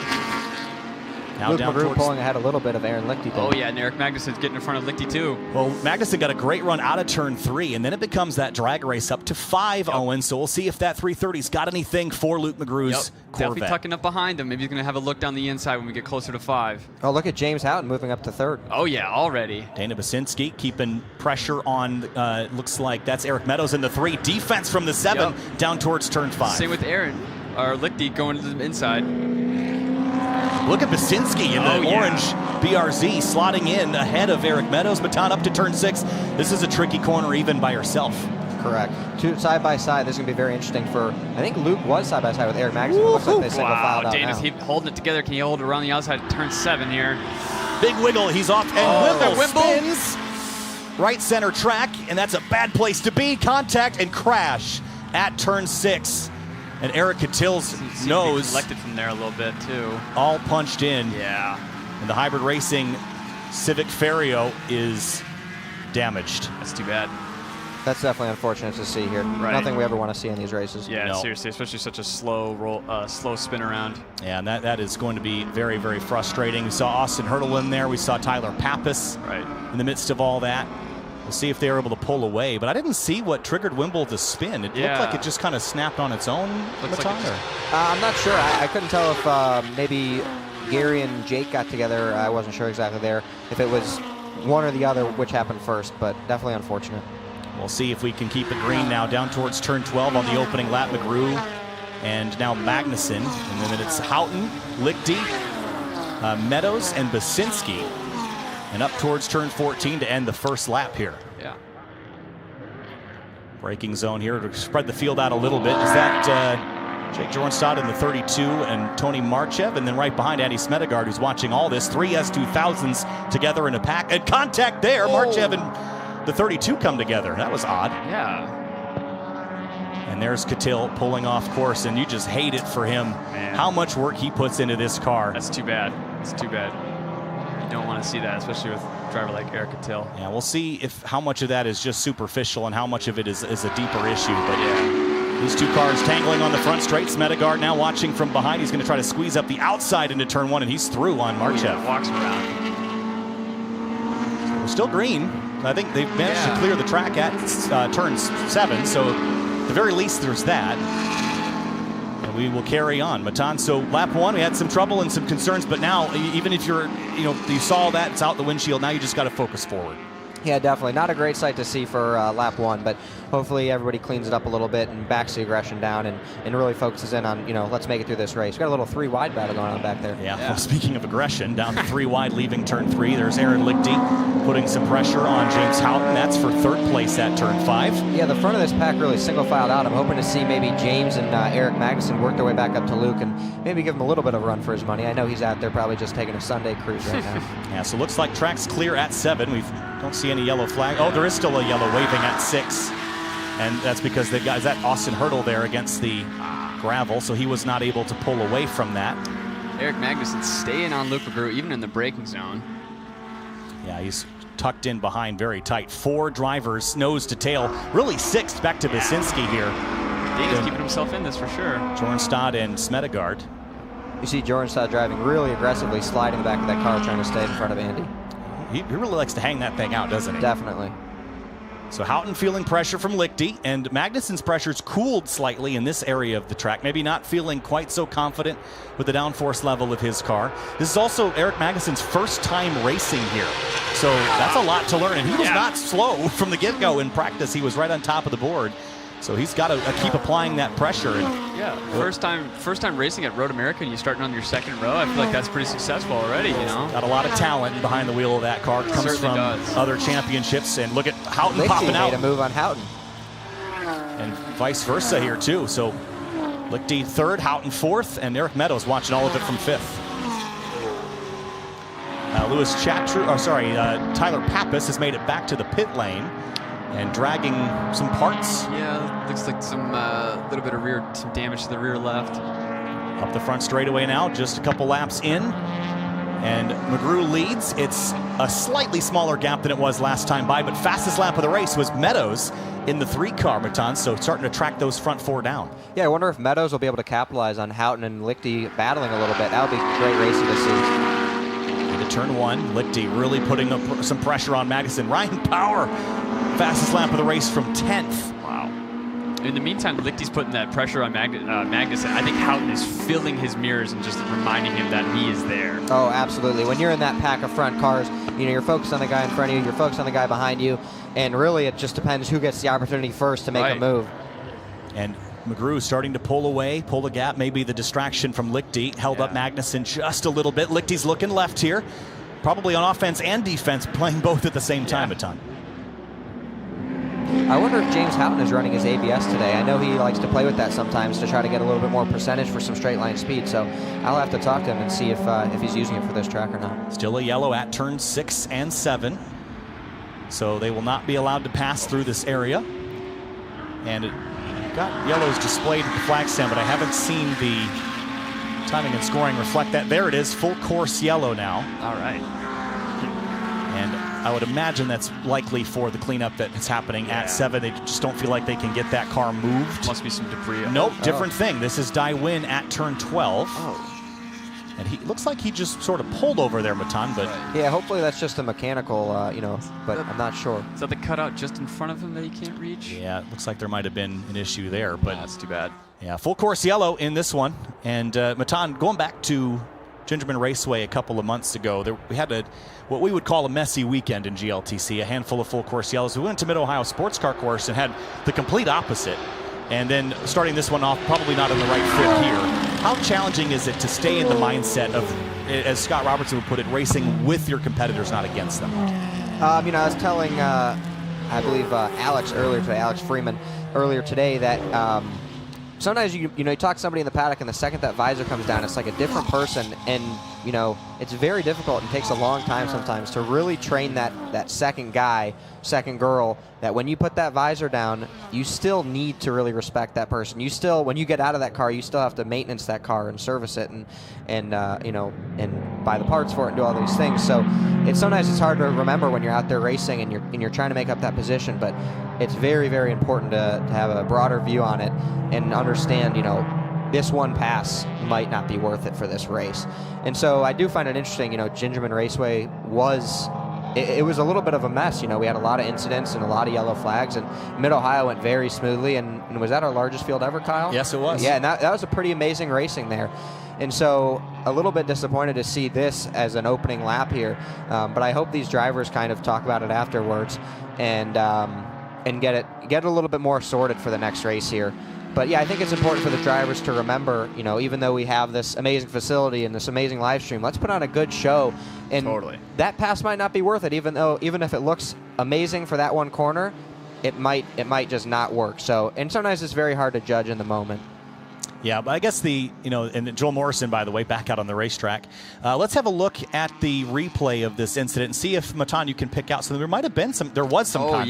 Yeah, I think with the blue Myriad car. And then just nowhere for anybody to go. And I hate it for Catil, and you see Austin Hurdle there as well, too. I mean, Austin Hurdle in particular, one of the cleanest racers you're going to find. And that just breaks my heart to see those cars torn up like that. But I think the thing that still makes this special, Matan, is in spite of the contact and incidents that you see, it still happens. This is not a common occurrence for us, and we don't want it to be a common occurrence. But unfortunately, it is a racetrack, and there are race cars on it. And when those two things are paired together, sometimes you get contact and incidents that have put us under a full course yellow. So this race 1, we've got some time on the board racing already. So I don't know how likely it is we'll get a restart, but it is the tail end of the day. We still have about 10 minutes before we got to shut engines off, so it's possible we could get maybe a one-lap shootout at the end. Yeah, I'd like to see a little bit of a neater restart and maybe see these guys go at it again for a little bit more battling, because we had some great battles going on. So hopefully if we could see that green flag go. Kyle, not only did Ryan Power have fastest lap in P10, he's also made up 6 positions. Yeah, he's really moving forward, and that is one of the Andrew Rains machines. They've got 2 cars here. See Austin Hurdle's car going on the rollback. And front has got some damage, and I think there was some rear contact as well, Matan, that could really torque some things in the wrong direction. So we'll see if Austin can hopefully get that car repaired. Yeah. And see if anyone else can lend assistance to him and Eric Catil, who I think got the short end of the stick and all that, and there really wasn't anywhere for him to go. Yeah, totally. I think Eric Catil was trying to make a move around the outside of the person that he was next, and then he just came together. I just don't think he could see very well, right? Yeah. That's the biggest unfortunate thing about this, is like what would have been a small incident just compounded and got worse and worse. And so you really hate to see it. You're watching from this perspective, and especially for me, these are my friends who I race with all the time. Yeah. And I'm just watching it. I'm like, oh man, I hope he rolls far enough back, and it just didn't work out well at all. So, like I said, it's important for these drivers to realize, like, if you're going to cause a little bit of contact here, it might create this entire pileup. So, yeah, it's difficult to watch for sure. But hopefully everybody can learn from the situation and come away and talk about it. I think that's the big key. Let's talk a little bit about the way that GridLife handles incidents, because it is different than every other organization, and I think it's worth highlighting. So every weekend, there are 2 drivers that are selected from the driver pool that are the peer reviewers. And Matan, you probably at some point had the opportunity to be a peer reviewer where it was your and another driver's responsibility to analyze an incident.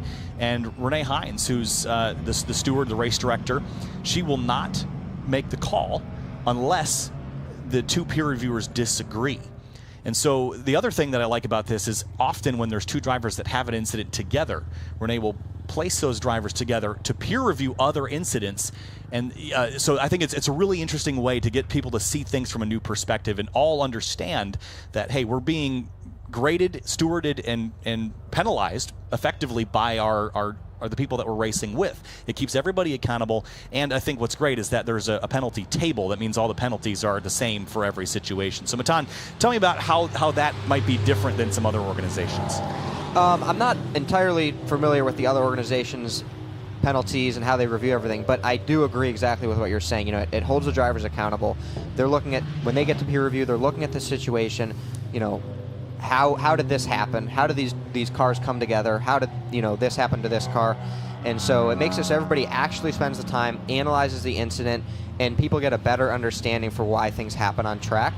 Because when you look at multiple incidents and you actually really dive into them, you can definitely learn a lot about it, and then you can use that information to make better racing moves, right? Oh, this move does not work. I've seen this particular move not work multiple times. Maybe I probably should not try this. And also, this move may have worked, but unfortunately did not work this time, right?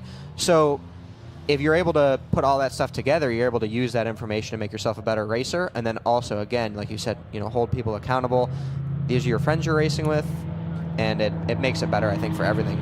But it also, as a driver, sometimes, you know, as a peer reviewer, you know, you're looking at 2 people who didn't really necessarily make a mistake, but it's, you know, sort of a racing incident. So it'll be interesting to see what comes of that and what exactly happened there. Yeah, it's a tough situation here. Road America Race 1 for GLTC.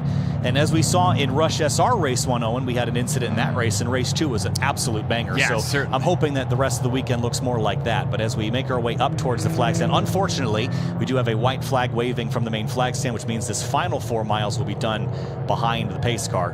And we'll end this race under caution. That's too bad. This afternoon.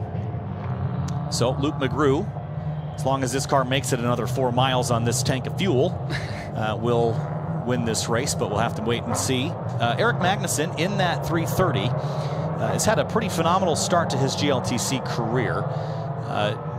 You know, there have been races and weekends that didn't go very well. Mid-Ohio and Midwest both were not exactly, you know, the pace that he's capable of, but his first couple of rounds at Circuit of the Americas and CMP, some really solid top 5s and a 2nd place in race 4 at CMP, which he will match if he can finish this lap. Yeah, I was just about to say that he's at CMP, his race 4 was his best finish at a P2. Yeah, really, really strong. Yeah, Eric Magnuson really came out strong, and I'm excited to see him back in the front. You know, I think he puts in a lot of work. He put in a lot of work after COTA, you know, trying to get the car to work a little bit better on the 200 treadwear tires that we're racing on. And so, you know, I know he's a fantastic driver, so it's great to see him back up, and I hope he gives Luke a hard time for me. Well, the other thing to note is race 2 is set by your fastest lap in the race. Now, we mentioned earlier Ryan Power ran a very quick lap. Now, no one got an opportunity to take that back down, so Ryan Power will be sitting on pole tomorrow pending any, you know, shifts or shuffles in the running order and dyno and all that stuff. That's interesting. I don't think he's ever had pole before, so that's a new experience, Matan, at a racetrack that's, you know, very, very fast. You know, front row's a different place. Yeah, that's definitely going to make an interesting start, and I hope it's exciting to watch, and I hope everybody shuffles back into their position smoothly. So what's the rest of the night look like for you? So I assume done for the weekend? Is that sort of the scenario, or are you looking to try to fix how? No, my engine's done for the weekend, unfortunately, but I already drove out here, and I already have camp set up, so I'm going to enjoy the GRIDLIFE Festival. Awesome. You know, Gary's parked in my paddock, so I'll probably go check on his car and check on some other cars, because it seems like there's going to be a couple cars here tonight that might need a little bit of work. So, you know, I'll give a hand wherever I can and hang out and enjoy hanging out with my friends who I get to see for 8 race weekends a year. And enjoy the scenery at Road America. Yeah, what a great place. And Owen, we've got lots going on here at the festival grounds tonight. The karaoke with T-Pain and Hurt. I think there's already some of that maybe going on over there already. I think so, yeah. We've got the drifting on the Briggs & Stratton Motorplex, which I think is wrapping up here pretty shortly. Yeah. We've got the merch booths that are spread all around the facility. We've got the shuttle system working around so people can get around the site. Yeah. But the camping, the experience of being at Road America, there's nothing quite like it in North America. No, certainly not. There's nothing close to this. Like it's colloquially termed the National Park of Speed, and like sometimes they close this place down and they just let people just walk and cycle on the track. Like this place is just a very homey place. Like you actually feel welcome at this grand racetrack. Yeah, the vision of the constructors back in 1955, and we talked about at the opening of the show earlier today the history of this place, and it was built in sort of a vacuum of needing road racing facilities after the U.S. said no more racing on public roads after an incident in Watkins Glen in 1952. Right. And in 1955, you get Road America. You get in 1953 1956 Watkins Glen. You get in the 1958 Lime Rock Park, and in that vacuum, some of the world's greatest racetracks all popped up within 3 or 4 years of each other, and this is one of them. It's a special place to have a festival. And Matan, this is probably neat. I mean, you've been in GRIDLIFE now for a couple of years, and you've seen different events in different places, but I think seeing this paddock full is got to be just awesome for you guys as well. Yeah, definitely. It's pretty amazing how many drivers we have out, spectators. The vendors we have here are pretty awesome. Like that, we have an entire paddock just for vendors and some cool stuff going on all day long for the spectators here to enjoy. Great racing. We have Rush SR, GLTC, Time Attack, a little bit of drift on the main track, and drift running all day, I believe, on the go-kart track. Mm-hmm. So it's pretty amazing to see a track this big filled up with the GRIDLIFE family. Yeah, it's really, really neat to see. And it has been a special place for GRIDLIFE Summer Apex presented by Falcon, and it's just in its young hours here with so much going on after the track goes cold tonight and all day tomorrow and all night tomorrow as well. So all very exciting things here as the field works their way around the backside of the course to complete GLTC race number 1 from Road America. Didn't get the race that we were hoping for, but tomorrow's a new day. Hopefully all the folks in the paddock can help everyone get their cars sorted. For Eric Catil, I feel so much frustration for him. Yeah. This has not been a kind place to him in the past. I'm really hoping that he'll take a look at that car and get it sorted back together. Matan, it's so important, I feel, that after an incident or an off track or anything, to get back behind the wheel and just get some laps just to overcome it so you don't leave with this sour note. I think it's going to be really important for Eric to get back on track. Yeah, I didn't get to see his car too well in the live stream, but I'll definitely go take a look here later tonight, and hopefully we can get that back together. And a couple other cars as well. Austin Hurdle and Tyler Pappas was one of them, and we didn't really see if Gary Wimble got any more from that. I think he was rolling. I saw him rolling around. So, yeah, I mean, it's definitely not good to go home with a broken race car, and I would say a crash race car is probably the worst to fix, unfortunately. So I know for myself, since I'm going home with a broken race car, I'm maybe go get some drift ride-alongs, maybe even find someone who let me drive their drift car. There you go. Well, it's not under the conditions we wanted, but checkered flag for the end of day 1 and for GRIDLIFE Touring Cup Race 1. Luke McGrew is going to add to the win total that he has gotten this season. It'll be his 7th win of 2024. It'll extend his championship lead. And the 330 of Eric Magnuson will tie his best ever finish. Aaron Lichty up on the podium there as well. James Houghton, Eric Meadows, the rest of the top 5. Dana Basinski, that is a very solid run for him, P6. And I think that might also be his best finish that he has had before. Ties it 6th at race 4 in Midwest, so that will tie his best finish as well. Jordan Stodd, Smedegard, March Evan Power, the rest of the top 10.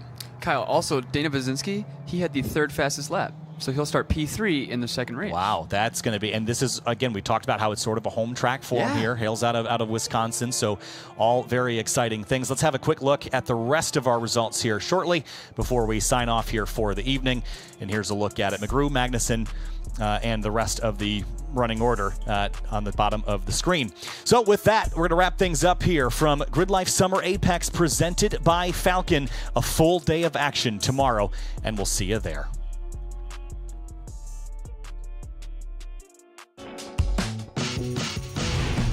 Hi, I'm Chris Forsberg, and I want to tell you about Valvoline's Flex-Fill Gear Oil, which is designed by car people for car people. It comes in a pouch, which is specifically made to work in tight spaces, and it saves me time versus the old pumping method, so I can focus on things like keeping my drivetrain running clean. Unlike the pump, the FlexFill pouch leaves no wasted oil and no wasted time. Plus, it keeps my garage nice and clean from any spills. All you gotta do is put the nozzle where you need some oil, give it a squeeze, and you're ready for the road. That's why I protect everything in my garage with Valvoline. Valvoline, trusted for over 150 years. Welcome to our world. A world of dirt, drift, and dodging fate. A world where all of motorsport collides. A world of digging deep, of grit, glory, and bitter defeat. Inhabited by the strong, the fearless, the barely sane. Welcome to our world. Welcome to the world of NOS. High performance, year-round traction, long tread life. It's one tire with multiple personalities. Introducing the Azenas FK460, Falcon's all-new ultra-high-performance all-season tire. With an advanced rubber compound that delivers confidence through every curve, in any condition, all year long, making the seemingly impossible possible. Learn more about the Azenas FK460 at falcontire.com.